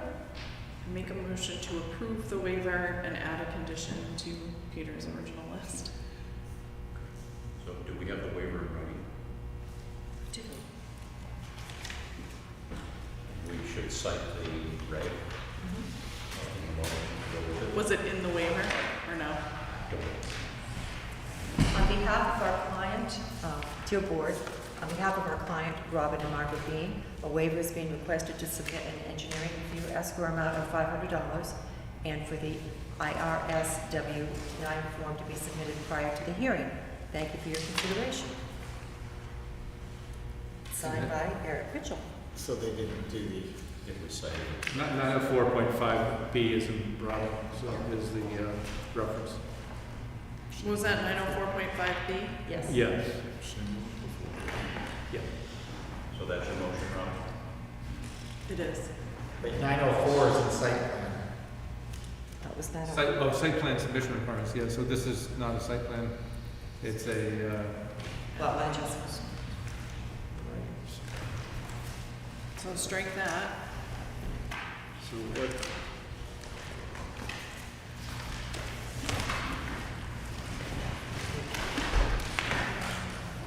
I just said it here.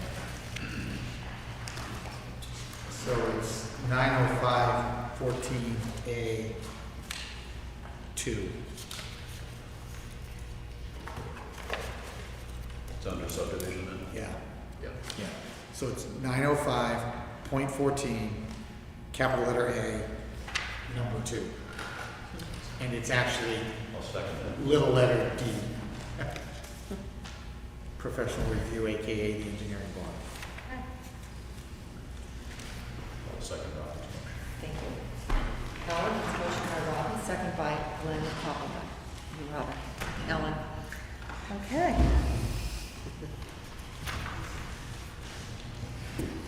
Any further discussion on the motion to waive the fees? Ready for the vote? All those in favor? Aye. Opposed? Unanimous, Ellen?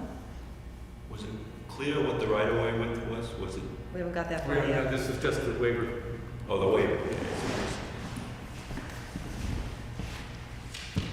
So, going back to your motion, Peter, your motion did include specifying the requirement for the maintenance easement, is that right? Correct. I believe I stated that it should be addressed, and we need to have that figured out. But not as part of the approval. Probably should be part of the approval. Yeah, it's gotta be, because that's not administrative, that's something that the planning board has to. Correct. Shut up, Glenn, you have to stop talking. Stop talking. As soon as I kept doing it, I realized I was not doing what I should be doing. Is it a new tape? That's a new tape, yeah. I've already switched this one.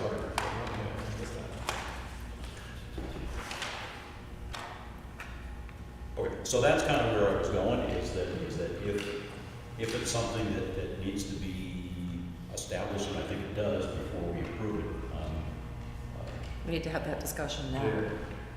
And if plans need to be adjusted in some way, that we can see them again, fine, or if we can determine what it is that we want, and it can be worked in as part of the approval, that's fine.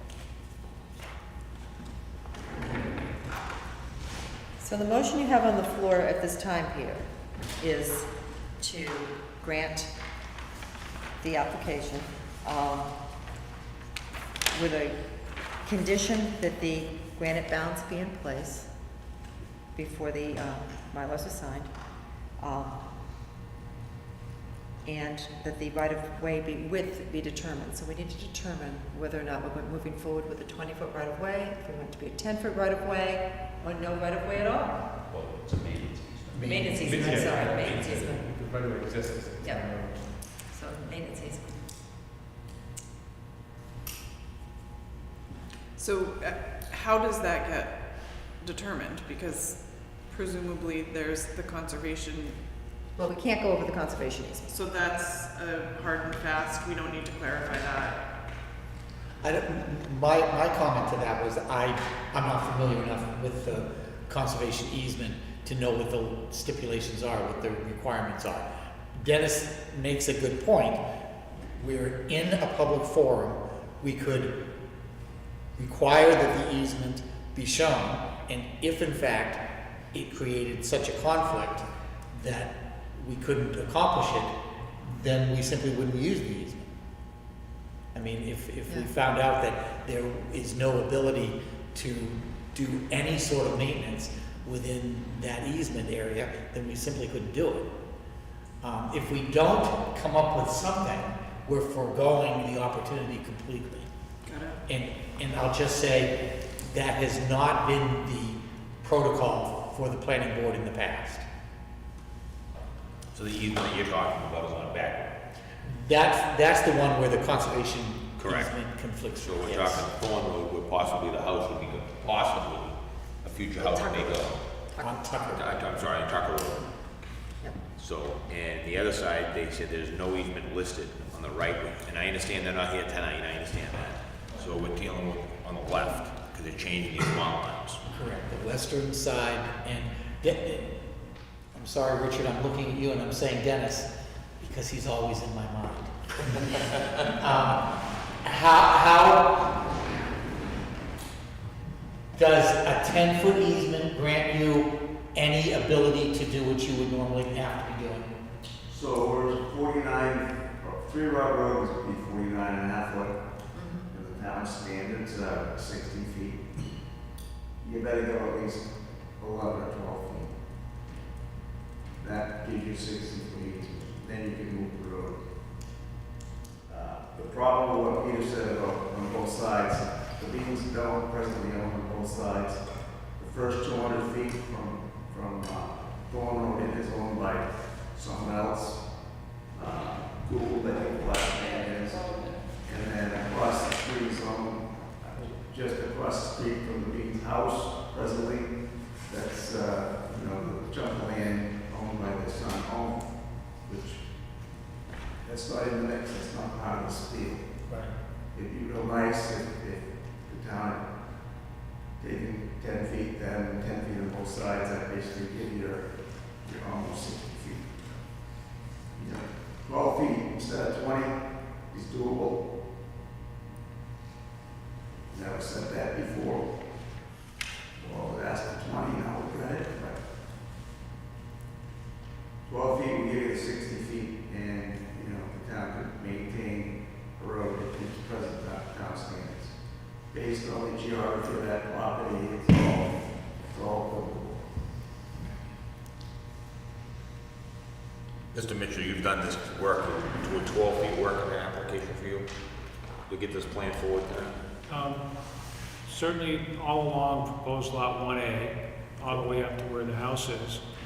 We can show the maintenance easement. My only question, and then maybe it has been addressed, that say where the driveway is, the town wouldn't have the ability to come in and cut out the driveway, so now it's lipped up, a foot. You can't get into your driveway. No, I understand. I don't think If that's That would part never of the maintenance, then yes, we can do the 12-foot. They put a culvert there, if they had to do something there, they just put a culvert, so it wouldn't take the driveway out. Yeah. So we have a 12-foot understanding. Fine, I think that's, 12-foot, we make a note on the plan for a 12-foot easement. Well, the plan should actually show the easement. right, 12 feet. 12 feet easement on the plan. And I know we're sort of you're in a discussion now about the motion, but if along the conservation easement line where it exists, I don't know if the applicant, if he doesn't have a right anymore to give someone else the right to go in there and do something, then you're asking to do something he has no right to do. Now, some places would do a quitclaim deed, any rights he might have he can give. But is it better to just have the easement reviewed, and if it allows for something like that, he would do that on there, if that's okay. But if it strictly is prohibited, he can't really deed something that he has no ownership right to deed, if that's something that the board would want to consider. I think the board understands that. I think we're just addressing Tucker Road on this plan. Well, we need to think about But that at the road as well. conservation on back road, Well, what I heard Glenn say was give it, right? For the Well, purposes of this discussion. that was me thinking that Dennis's solution worked well, but my original thought was if the easement doesn't allow it, it's just not going to allow it. So whatever we do is going to, in essence, be illegal, but not in a bad. Not in a legal sense. Well, not in a bad faith sense. It wouldn't be that we were doing it in order to be malicious. We were doing it in ignorance of what the easement said, which isn't necessarily something I'm interested in doing. My first tact was to get more familiar with what the language of the easement was. I'm wondering if we should continue this until we know what the easement says. I think It's conservation easement. I think it's probably not wise to approve something that can't be approved. That's going to have all kinds of conflicts. Right, and from Mr. Bean's standpoint, I'm pretty sure, since he is the one that they are the ones giving the tacit approval at this point, if it isn't something he has the right to do, somebody could come back on him instead of actually coming back on us. So I would think you'd want to be really conservative. Yeah.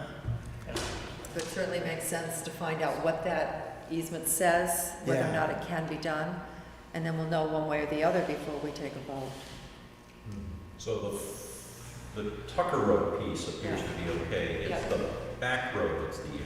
Is that right? Yes. Right. And I correct, we would do the 12-foot until we got to the lot line with 1A where the 20-foot could expand to 20 feet.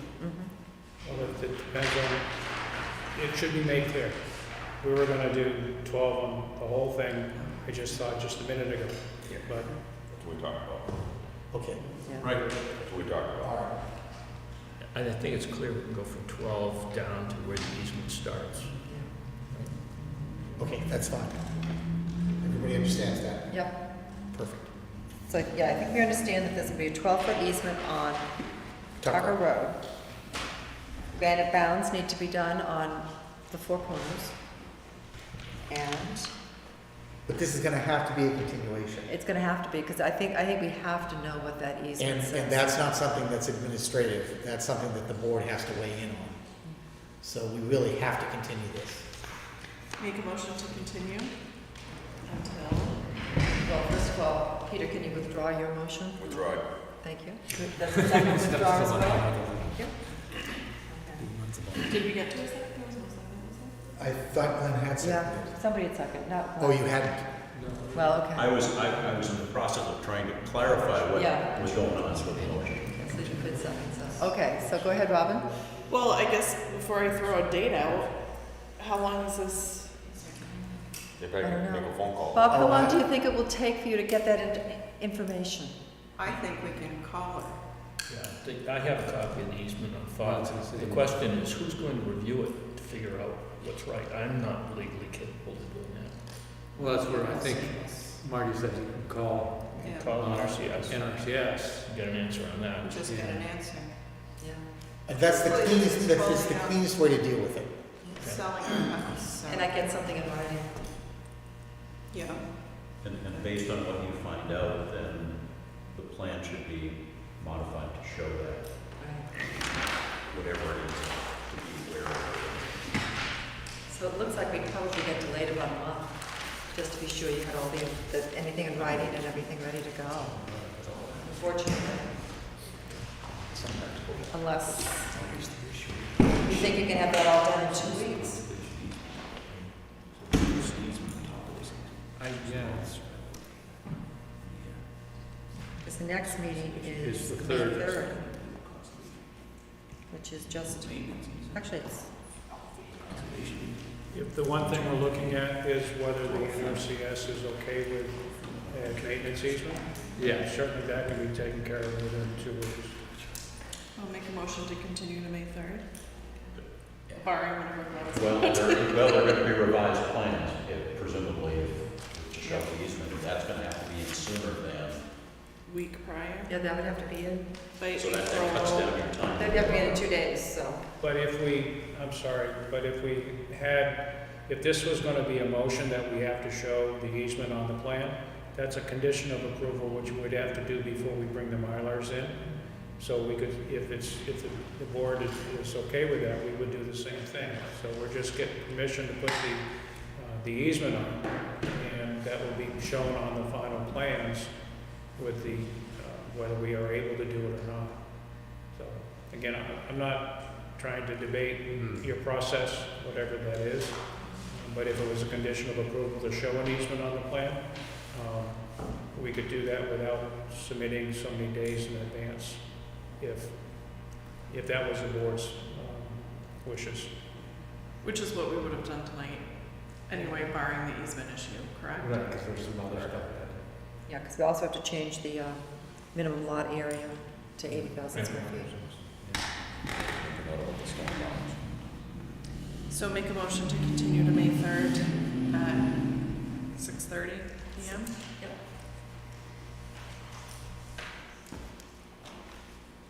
It's 6:45, isn't it? 6:45. 6:45.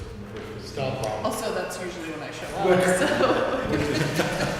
Those of you that continue to attend, you don't intend to be here. Okay, and yeah, the May 3rd meeting has very little on it, just for discussion of things, so we could squeeze it in for sure.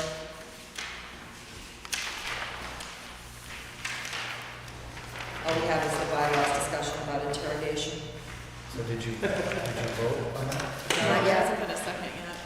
Haven't had a second. Second. Any further discussion on continuing this to the May 3rd meeting? Seeing none, all those in favor? Opposed? And that's unanimous, Alan. Thank you. Thank you very much. Thank you.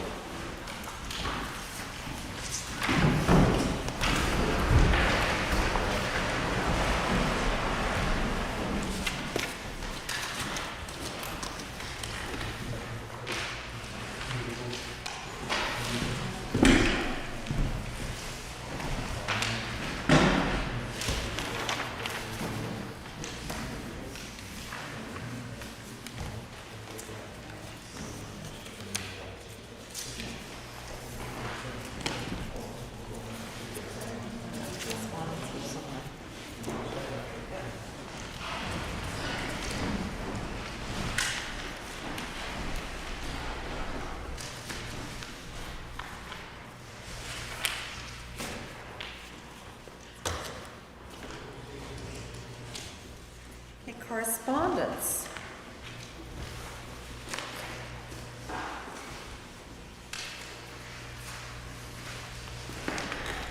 So the first thing is the aquifer protection maps, but didn't we do that at the last meeting? She's delivered the finals. Oh, she's delivered the finals. Finals plus the definition. And the definition sheet, correct, that explains them. So we need to review the definition sheet. You have a comment? Emailed that out. Glenn, did you have a comment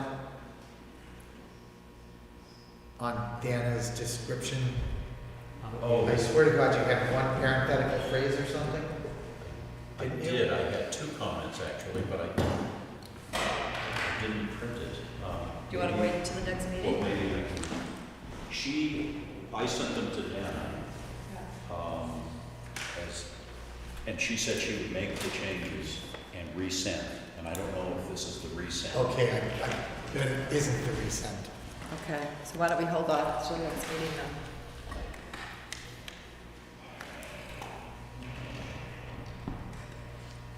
One of the comments was, No, I read it, I can't remember. I know that you highlighted something, but I can't bring it up in my. and I can't either, quickly looking at it. So let's do it. I need to put it off. Let's do it. Put that off to the next meeting. Okay.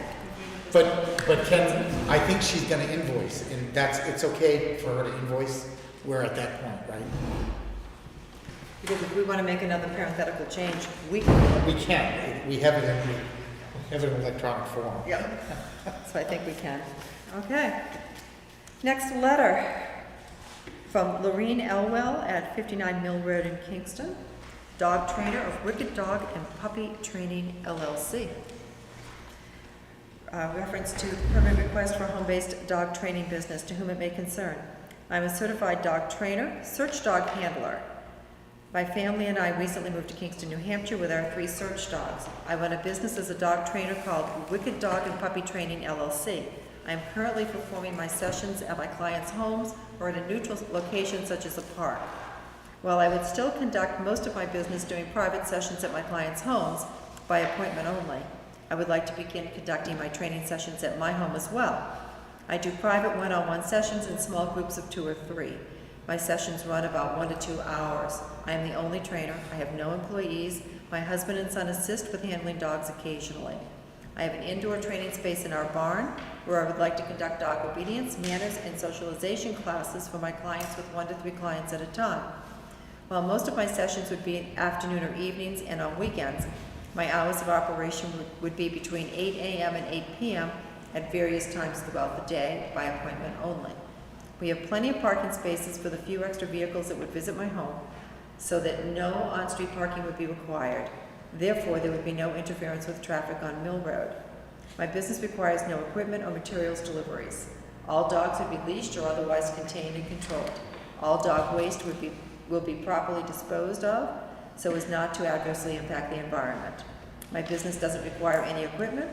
We do have some agility props, such as a plank, ladder, tunnel, etc., which is used for training of our search dogs. They don't make noise, and they will be set up in a small area which will be fenced in. No equipment or large signs will be visible from the road. There will be no excess noise issues, especially after hours or during early morning hours. Please let me know if there's anything I need to do or submit in order to comply with town and state ordinances other than a home business permit. Thank you for your time and consideration. I look forward to hearing from you soon. What is her address? 59 Mill. 59 Mill Road. so there's no permit to be issued. Right. Just to be clear, this is the home occupation ordinance is self-certifying. Right, they can meet the requirements. So she's asking for a permit, but we don't do that. But I have a question about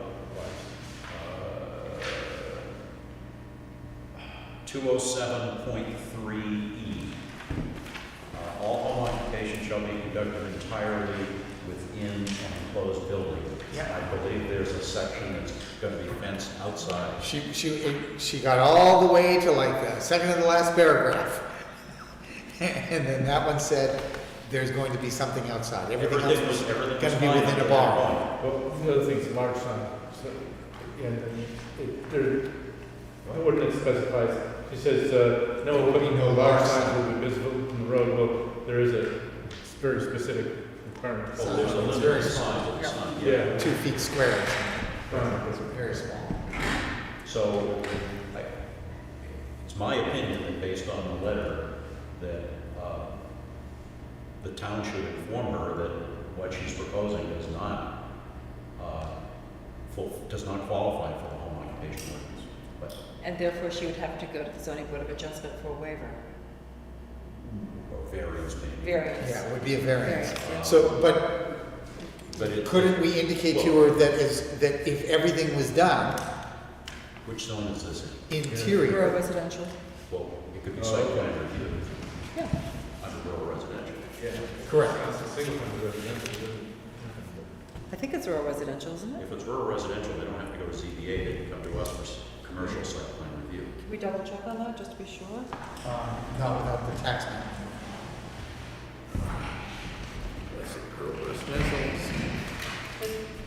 I mean, I can go check for the tax map number, but that's not gonna give us an address. That's true. But That's true. if you want me to, I can access. You can probably see it better on there than I can on my phone. Yeah. Yeah, you can go to the assessment.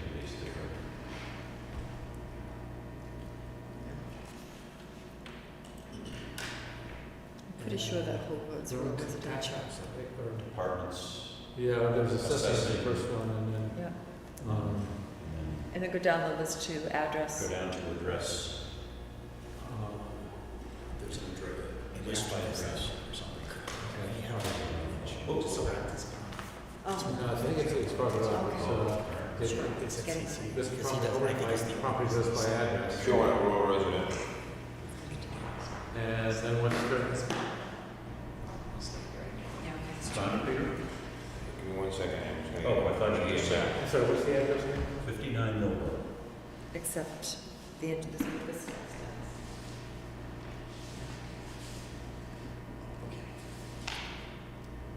I think it's R10, I think is what it is. If I'm looking at this correctly. We'll have it in a second because Peter pulled up the list by address in the assessor's office. 59 Mill Road, single family residential. Oh. Well, the language check. Yeah, and that's Lauren, Elmo, yeah. Yep. Farm- So then it would be ZBA for variance. It would be. Should they choose to do that. Yep. Okay. Unless they can do everything internal. For home business, everything has to be interior, indoors. And she's going to do some exterior training. Article 207.3E, which is part of the home occupation ordinance, and E talks about the fact that it needs to be alternate within the building, either in the primary building or in an accessory building. And she said everything was done within the barn except. Except. So when I respond to her, I'll say, if you could do everything within the barn, you're fine. The minute you want to do anything outside, it doesn't apply. Yeah, because it doesn't say within the house, it says within the enclosed building. So barn's good. So then you will get back. I will respond to her, yes. Okay. We have an application for a driveway permit. Rich, I know Is you that want what to go you're here home, for? but can we talk about this and then you can go home? Thanks, Rich. Coffee.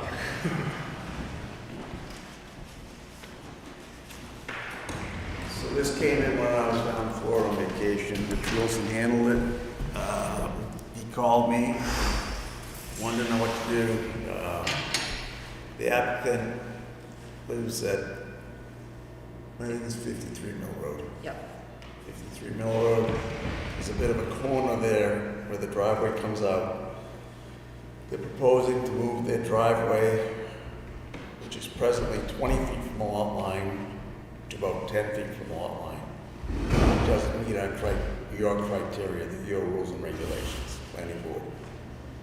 So my suggestion to Rich was he bring it before the planning board and talk to you guys about it. Do you want to waive that rule in this case?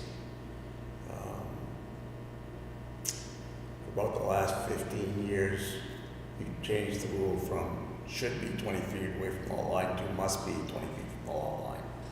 This is a safety issue. It is a bad situation. There are other things they can do to make it better. There's a stone wall and a bunch of trees and bushes that they could cut back and improve the sight distance.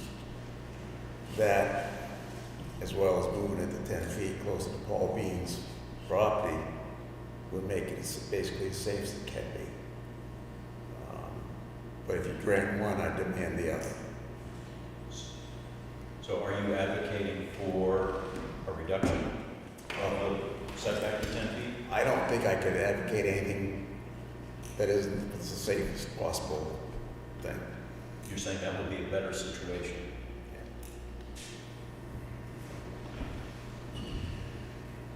And there is a plan. Yep. And just to be clear, this is a regulation and not a road. Correct. So it's within It's our. a regulation, the It is planning within the board, purview of the you wrote the regulations so that you can waive it. I can't. I understand. Although all the driveway stuff has been sort of turned over to your department. I know. Yes. And I think the board. To ensure compliance. Can Make anyone sure see they're some compliant. reason- Exactly. To ensure Seems compliance. though some of this board threatened me with malfeasance if I didn't follow the rules and regulations. So. The intention to lose me in my retirement over a stupid driveway permit. That's a harsh term. Well, I thought so too. But that person's still living, so. Wow.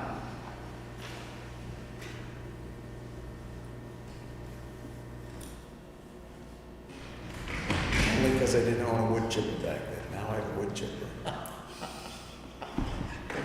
That's frightening. So how far down is 53? It's Right on the beside. Danville Road side. Yeah, it's right, you know where Paul Bean lives? Right beside Paul Bean's. You know where Harvey Lafayette's store used to be? Oh, come on. Harvey Lafayette Moore? Yeah, there used to be a little, yes, there was a little store there. Across the street. I would think that, has anybody talked to me has anybody talked to the about this? 'Cause, I mean, if it was a case where the abutter didn't check, 'cause I can see waiving it and then getting it saying, well, I was never notified that, I want to put it up against my property. Well, it's still gonna have 10 feet of separation. Yep.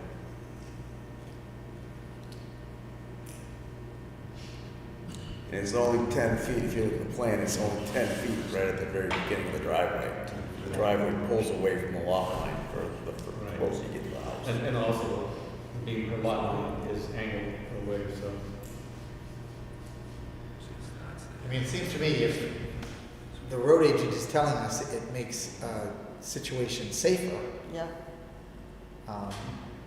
that's the purpose, that's really the purpose of our driveway regulations. And the stipulation that there be a 20-foot setback was done.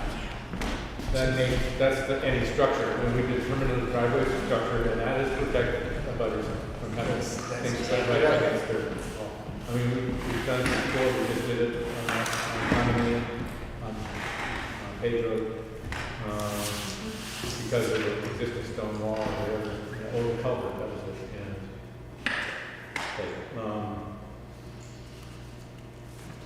but because you kind of telling people that they have a 20-foot buffer that nothing's going to get built, I would think that at the very least, public application should be given to, not in the sense of site plan buffer, but hearing.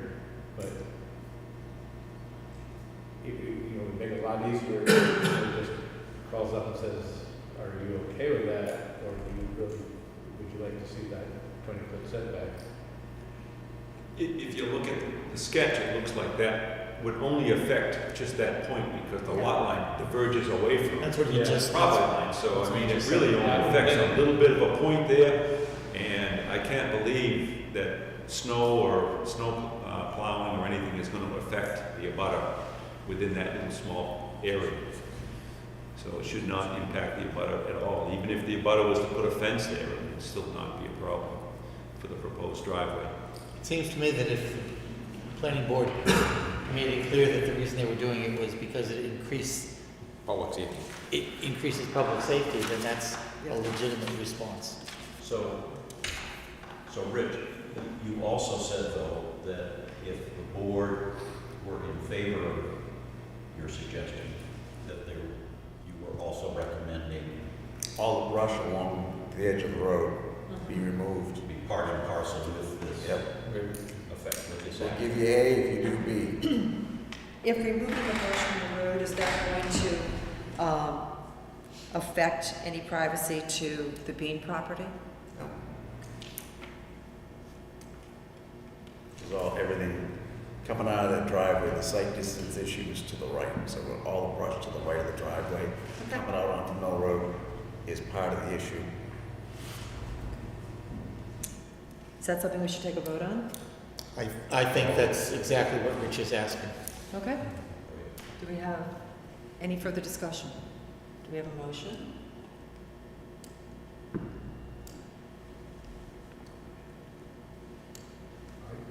As I said before, I'd like to see these butter application, we're going to start infringing upon setbacks.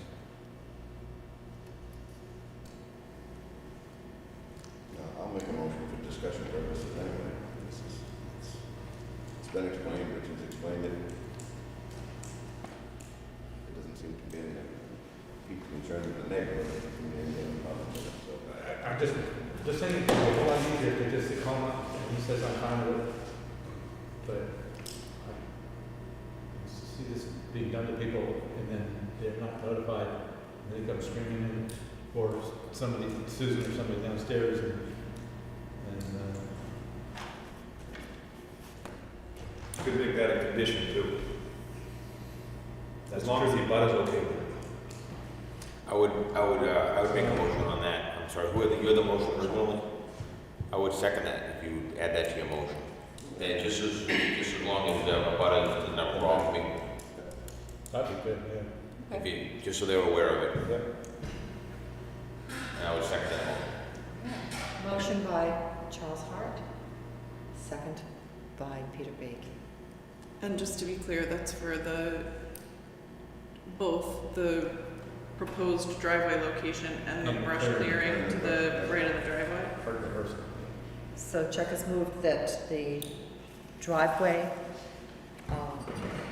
alteration be approved on the conditions that the abutter on the property at 51 Mill Road not object, and that the brush be cleared from the driveway along the road, along the front of the property. Do you want me to call that person? Mr. Bean? Yes, please. So I'm going to steal that from you. Okay. Give it to the selectmen after I do it on Any Thursday. further discussion? Seeing none, all those in favor? Aye. That's unanimous. Thank you. Thank you. Thank you.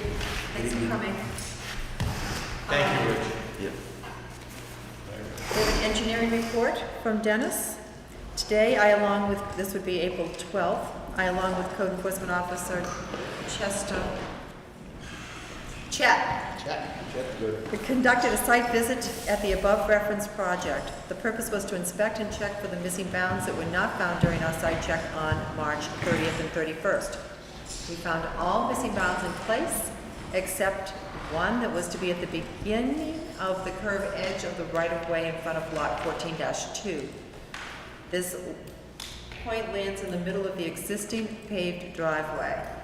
With all the other monuments in the vicinity, that point can be easily established.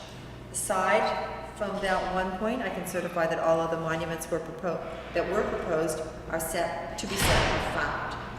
However, I cannot testify to the accuracy of their location. We also observed a full foundation recently installed on lot 13-8 has been backfilled. Sincerely, Dennis Quintel.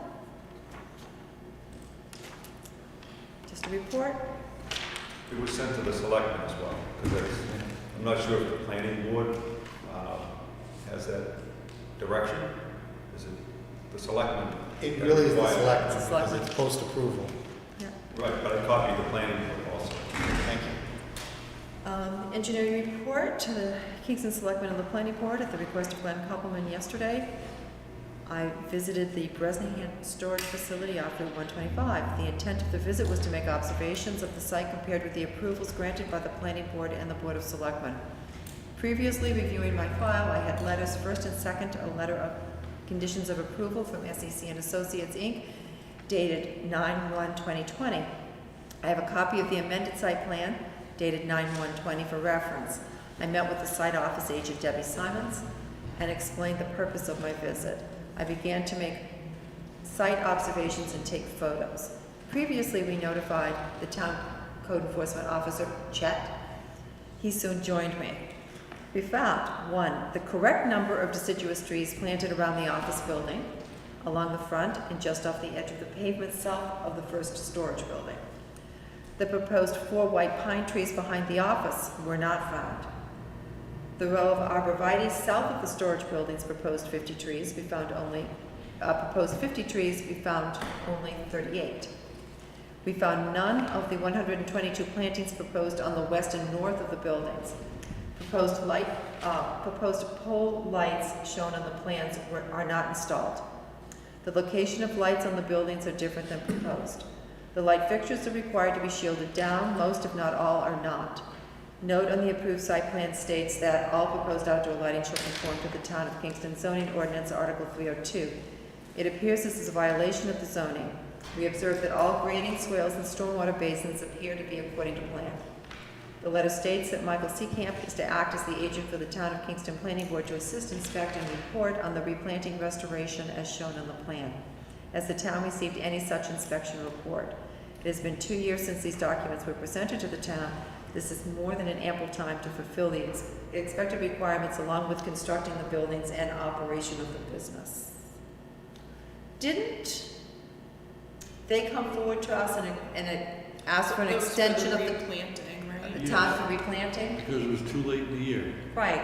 And we I granted think it was like a 2 or 3 year plan for planting. It was a phased. And we granted them an extension, which was until, Well, and just so everyone's clear, it was my request to Dennis, I was still chair at the time, he had communicated with me about a site that he had visited and mentioned, is there anything else we should be looking at? And I knew that there had been an extension to the tree planting, and I didn't know where that stood, and so I suggested that it might be something that would be good to follow. I think we gave them till June, didn't we? Of what year? This year. See, I'd have to look, in my mind's eye, we're beyond June of this year, but I think there was I think it's May of this multiple year. year plan, if I I remember. think it's May or June of this year. Yeah. I think we wanted him to get through into the planting season of the spring and get them into the spring before summer heat hit, I think. I'm I don't know. absolutely. Well, why don't we check the file and talk about it at the next meeting? I'm willing to look at that. The only other thing that struck me about that is the lighting, which continues to come up, and my understanding from, I believe it was Richard at the last conversation, was that the lights had been verified to be night sky compliant and We meet were the told- ordinance, and that the shielding was not required because of whatever design they were.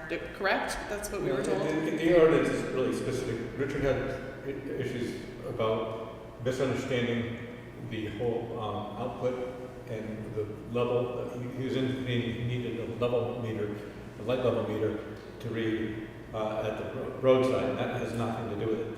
The actual ordinance states the power output of the bulb itself at the source, not at any place else on the property. It does require that it be shielded and that it can't be seen off property. The light source, the filament, whatever, the gas, whatever you use as a light source, can't be seen off property. So that when you look at the pictures that Dennis included, where you have a wall-mounted sconce facing out, a light can be night sky compliant. But not But if it's installed mounted properly. facing up, it certainly doesn't meet night sky compliance or our regulations. And so the equipment is one thing. It has to be compliant. the way it's mounted is the most important part. And you don't need a light meter. And I guess my question is, has that been clearly explained to Bresnahan? Because the last time he was here, there was quite a bit of back and forth about it. And he had indicated that he was told by somebody in the town He that sent a it letter to us saying applied. that he'd used the same electrician that the town uses, and that it was, that the equipment was nice, guy compliant. But, And Rich told us that our inspector told him that the proper fixtures were installed. That was the last thing that we were told. And he also said that they had changed the light bulbs in the interior lights, because the interior lights have been shining outside and were part of the problem. Rich said that they went back, and I believe the term he used was they installed an internal shield. Yeah, it's something about the lights on the inside. I mean, When I drove but the by- bottom line is that when you're driving by, you can still see the fixture. You can still see the light, the illumination. and that's specifically not allowed. As I said, right equipment, wrong installation equals non-compliance. Okay, so I want to be clear about what you said, Glenn. You can still see the illumination. I haven't driven by that property in a long time. I just happened to drive by at night last night. And so I paid particular attention. And are you talking about the lights that are coming through the windows? So those are fine. Well, Because those had been checked. that's a whole other issue. It's a whole other issue because Right. we don't But really that's not- regulate. That doesn't. So we're just talking about- That isn't affected by our lighting ordinance. Right, our lighting ordinance doesn't speak to that. Okay, The lighting so, ordinance would be things like the wall packs on the side of the building. yeah, Illuminating the outside. Or any pole lights. okay. Or the wall lights. Which aren't installed. According to Dennis's plan. Dennis's report that just came back. Okay. And I'm not advocating any additional lighting.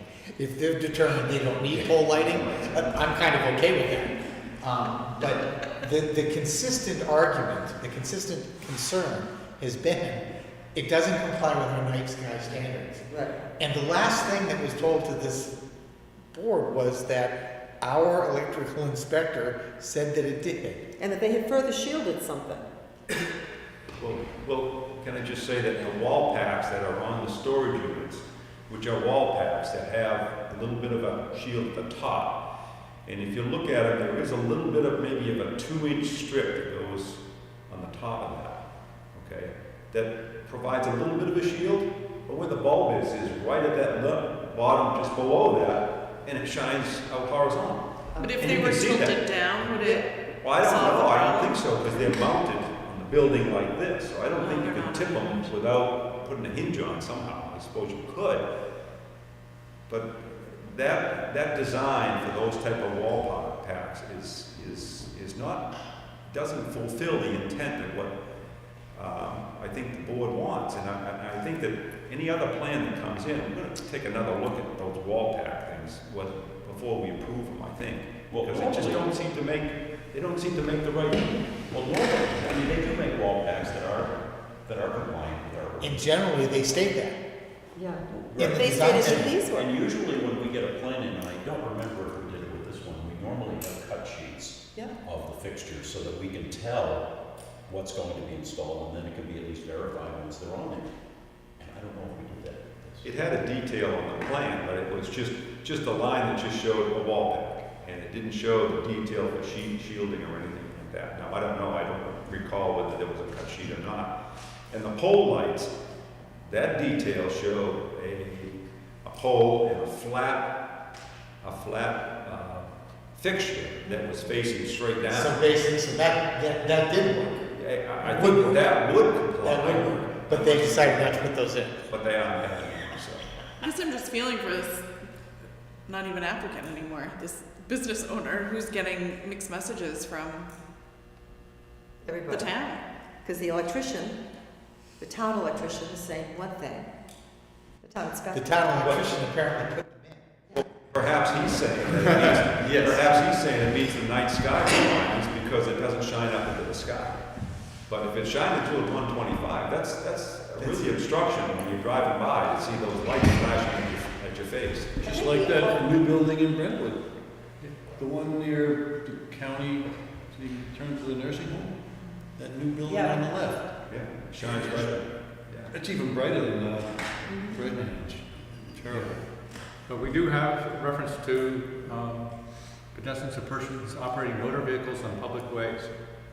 It's going to be shielded as necessary to eliminate such conditions. So, the electrician is dealing with installing correctly equipment. He probably has not read all the requirements for what direct light, which is defined in here and defined here, can't be, and what the output is. I don't know. I would hope that our inspectors that we hire in this town would know and follow the ordinances. Yeah. I would hope any electrician that's professionally working in 2022 understands the concept of dark sky fixtures. They're not new anymore. They're 20 years old. But I think he had said they were dark sky fixtures, it's that He they're did. not properly They said that they were all installed, labeled and dark they sky. don't meet the rest of the Right, they aren't shielded The enough ordinance. down. So I guess does it make more sense then for somebody to follow up with the inspector and have the inspector deliver the message?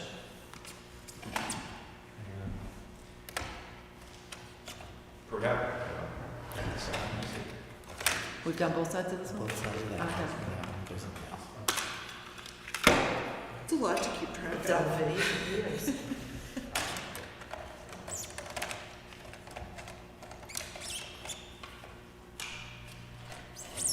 Right, backwards. Yep.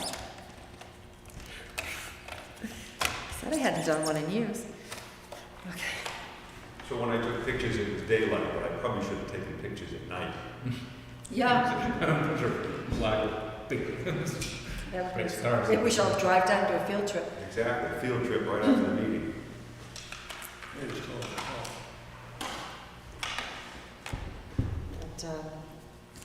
well, So we have two issues here. We have the trees. Oh, yeah, Yeah. so, no, I said, to me, it makes, our message has been consistent on this all along, and I feel like the inconsistencies coming from the inspector, and so does it make more sense to follow up with the inspector and have him Follow deliver up the with the select message? board. That's what Richard, I thought, was doing with Yeah. the inspector. That was my impression, but. I'm not sure that's what happened. Yeah. I think he did, and they've had conversations, but I don't think it's been Resolved. resolved. So we have two issues. The first issue would be, of course, the trees. So let's check into that for our next meeting. And then the second And the second issue is the lighting. is the lighting issue, and I think that would be something that when we meet again, we would be going to send an enforcement request to the select board. I will then make mention of that to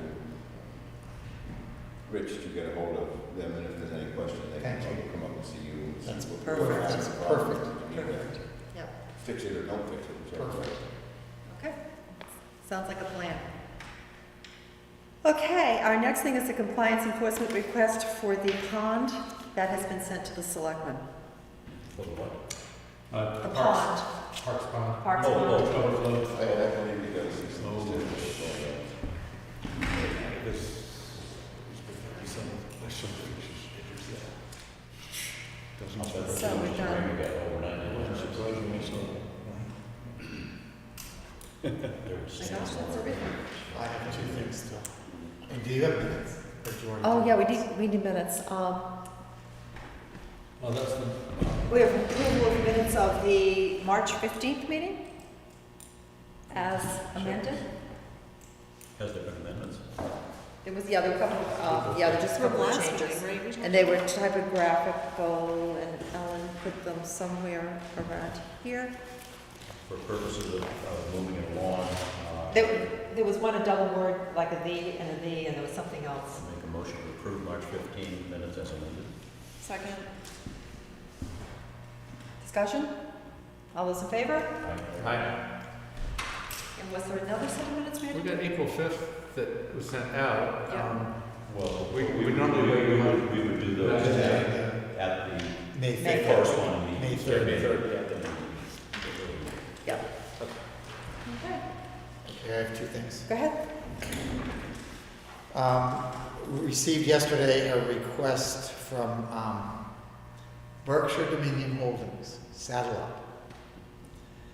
Up. To whom it may concern, that's the planning board, Berkshire Dominion Holdings LLC respectfully requests a 30-day extension to obtain the construction bond required for the site plan review for the property located at 92 Route 125, Kingston, aka Saddle Up Saloon. So it expires today, and they farted around, presented, you're not gonna say farted down, I know that. They messed around, came up with a performance bond from just a securities place. We don't accept those. Cindy got back to them. They are getting the kind of bond that we will accept, but they have run out of time. They like this extension. And honestly, we need to give them the extension. They are on the right path. Yes. So that's the request. I'm fine with moving that we grant these extension, maybe 30 days. However, it's understood they're still under their original, that their approved site plan, which does not include outdoor dining. And that should be the moment that we've made that point to them clear, but that should be a motivating factor to them to not mess around. Because we've had some nice days out there and it's going to start hurting if they can't use the outside dining. And that's our only carrot. Correct. And this will allow them to get that approval completed. So anyways, my motion was the extension, to approve the extension, with a reminder that they are still operating under their approved site plan. Do you have a second? Second. Any discussion? Seeing none, all those in favor? Opposed? Unanimous on? We do have the laminated copies of the new aquifer protection, or aquifer maps. Will we have 8.5 by 11 versions to put in our book, or did we She not? sent them out. We have Oh, yep. those? I think she sent them. No, we No, I got the updated pages, but that was an old map. Right, that's coming from Dana. Yeah, and We don't have that yet. We don't have it yet? Okay. And For some reason I thought I the did. other thing should be posted online with the regulations, so that when you get to that page, Yep, you'll be able to. we got the regulations. Yeah, so that, Next meeting. Okay, and the second thing. The very last thing I have is, there was a meeting with John, Brenda, and Andrew Galloway about the stockpile out on their site. We, Chet, and what is Chet's last name? Zorba? I don't know, but I'm gonna walk into town hall and ask him how he pronounces it. Okay, I call him Chet. Yeah, most everyone. Chet attended the meeting, as did Richard Wilson. We met here last week. They showed us information from DES, the first time I've ever seen the report that everybody talked about or has alluded to. It really does exist. There really was a state inspection out there in 2015. And we have been holding them to the material heights shown on the most recent site plan, which isn't for their facility, but is in fact for the Bienvento facility that's right next door. He provided to us copies of what they considered their existing site plan, which is a site plan that was approved by the planning board for Galloway Industries in 2008. It's a site plan that was signed. You were the chairman at the time. It shows material stockpile with no heights indicated. And then they showed us a series of photos that they have in their offices of their stockpile easily exceeding 40 feet in height, easily, over a series of years from 1978 through 2013. Wow. It's been there. And the height is, the conveyor belt they have is there, and the conveyor belt is at a height of about 45 feet, and the pile is higher than the conveyor belt in a series of pictures. So it exceeds our building height limits. It does. Well, it's not a building. It's not a building. No, I know, but But well, because it is, I mean, it's high. It's high. And I would say, and so my take on this is that I am satisfied that that stockpile that they have out there is a long-term feature of their business. Do we need to put like a light on top for air navigation? Downward light. Down. that really helps. 60 feet in the air, it's gonna be down. And so Rich took pictures of the photographs that they had, Rich Wilson. So I believe that that's going to be the selectmen's take on it as well. And I just wanted to make you aware of the fact that I'm putting a memo in the file that says that details that we've had these 2 meetings, that we've reviewed site plans with them, and that we have seen a series of dated photographs over 30 years that show that stockpile is being there. For some reason, in 2015, everybody started saying it had never existed before. And I'm not sure why that happened. I think there are 2 things. I think the basis of the complaint, I think it may have come from Selectman or something on Phil's here, but was that there was a question about what the materials were. It looked like instead of just being aggregate or other materials used in concrete manufacturing, it was demolition material, and there was a question about whether there was asbestos in there. That's what the report of DES specifically addresses. Okay, so that was the it says the that issue. all the material that they could see on their sidewalk was non-hazardous and constituted materials that they would expect Galloway would have. Yeah, I think, if I remember, that was really the key point. I think what happened was, for some reason, it became more visible because of light colored concrete in there, or whatever. Yeah. It all of a sudden was more visible from the road. It may have been more trees that had come down that had shielded it previously. But I think it was a combination of all of a sudden everybody noticing this, Yeah. and then thinking it was trash and demolition material. And He did say that that it has sat longer, that it used to fluctuate much more frequently because they had a better balance of intake and output, and that has been out of balance with COVID. And so perhaps that's going to change, and they're going to be able to get back to where there is more of a balance between it being on site and being shipped off site. But I wanted to make the board aware that I was putting that memo in their file. Thank you. yeah. Does anybody else have anything to bring up? So I have one thing, being your new chair and kind of muddling through today's meeting. When I read Dennis's letter that said that Glenn had called them to go inspect. Normally, I know a lot of the times we talk about that before it happens. This time, it happened directly. I don't know if that's part of the role of the chair or not. And the other thing that came to my mind, and I don't have any objection to you having done that because I think it needed to be done, but I just wanted to clarify where you thought my role was.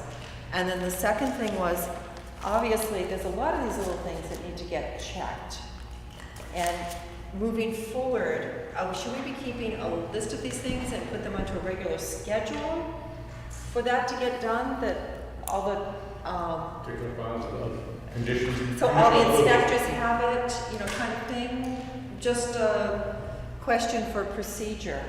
So What was the resolution we came to specific to checking in prior to, at the issue of any permits, correct? And that would be a condition of release of bond down the road. Mhm. So that in and of itself would function as a checklist, I would think. But I'm just wondering if we That's should limited actually. just to the inspections and those are, we just have, they're not created Not by the time commission. schedule, Gotcha. they're created by event scheduling, so, it's kind of hard to check in on that, so that, but I think you're thinking of a bigger picture. I was thinking of a bigger picture kind of thing, and Yeah, if there was something we maybe shouldn't do anything at all, maybe everything's working fine, but we have a code enforcement officer now, and just wasn't sure what was expected, if there should be anything inspected, if we should just let it move forward the way it currently is, or what we should do. I do know, I mean, as Rich, did Rich tell the board or me personally? I can't remember. They are working with Chet to set up Okay. Yeah, 'cause parameters for his interaction. Chris has made the motion last time about getting feedback, and I think Chuck is going to do that specifically. So it's a work in progress right now, is my Yeah. understanding. Because there's a lot of things that obviously, gravel permits, you know, all those things that are annual, and they need to do annual inspections on, that come at different times of the year. I mean, I'm sure that's all part of their schedule. But, Except that we don't have any gravel pits in. Not any- well, I know, but If we did. But junkyard, If we it's did. like half the river. Well, we now have the two new ones though. We have Parks, which is Yeah. excavation. Yeah. We have the one that's now not who it was 2 months ago when it was approved. The other one down there on small plots. yeah, It's now Lewis Builders. Lewis Builders, that's right. Sorry, I didn't mean to point at you. And those need annual review and permitting? No, because we did them as site reviews, so we granted them. See, that process of the annual reviews used to be when we had an excavation ordinance. And we don't have that. No, now We just refer to 155E. Okay. That's right. Say, So we do it, we've done it as site plan, and they just operate under the agreement that was drawn up and signed off by you and the Board of Selectmen and the Okay. owner.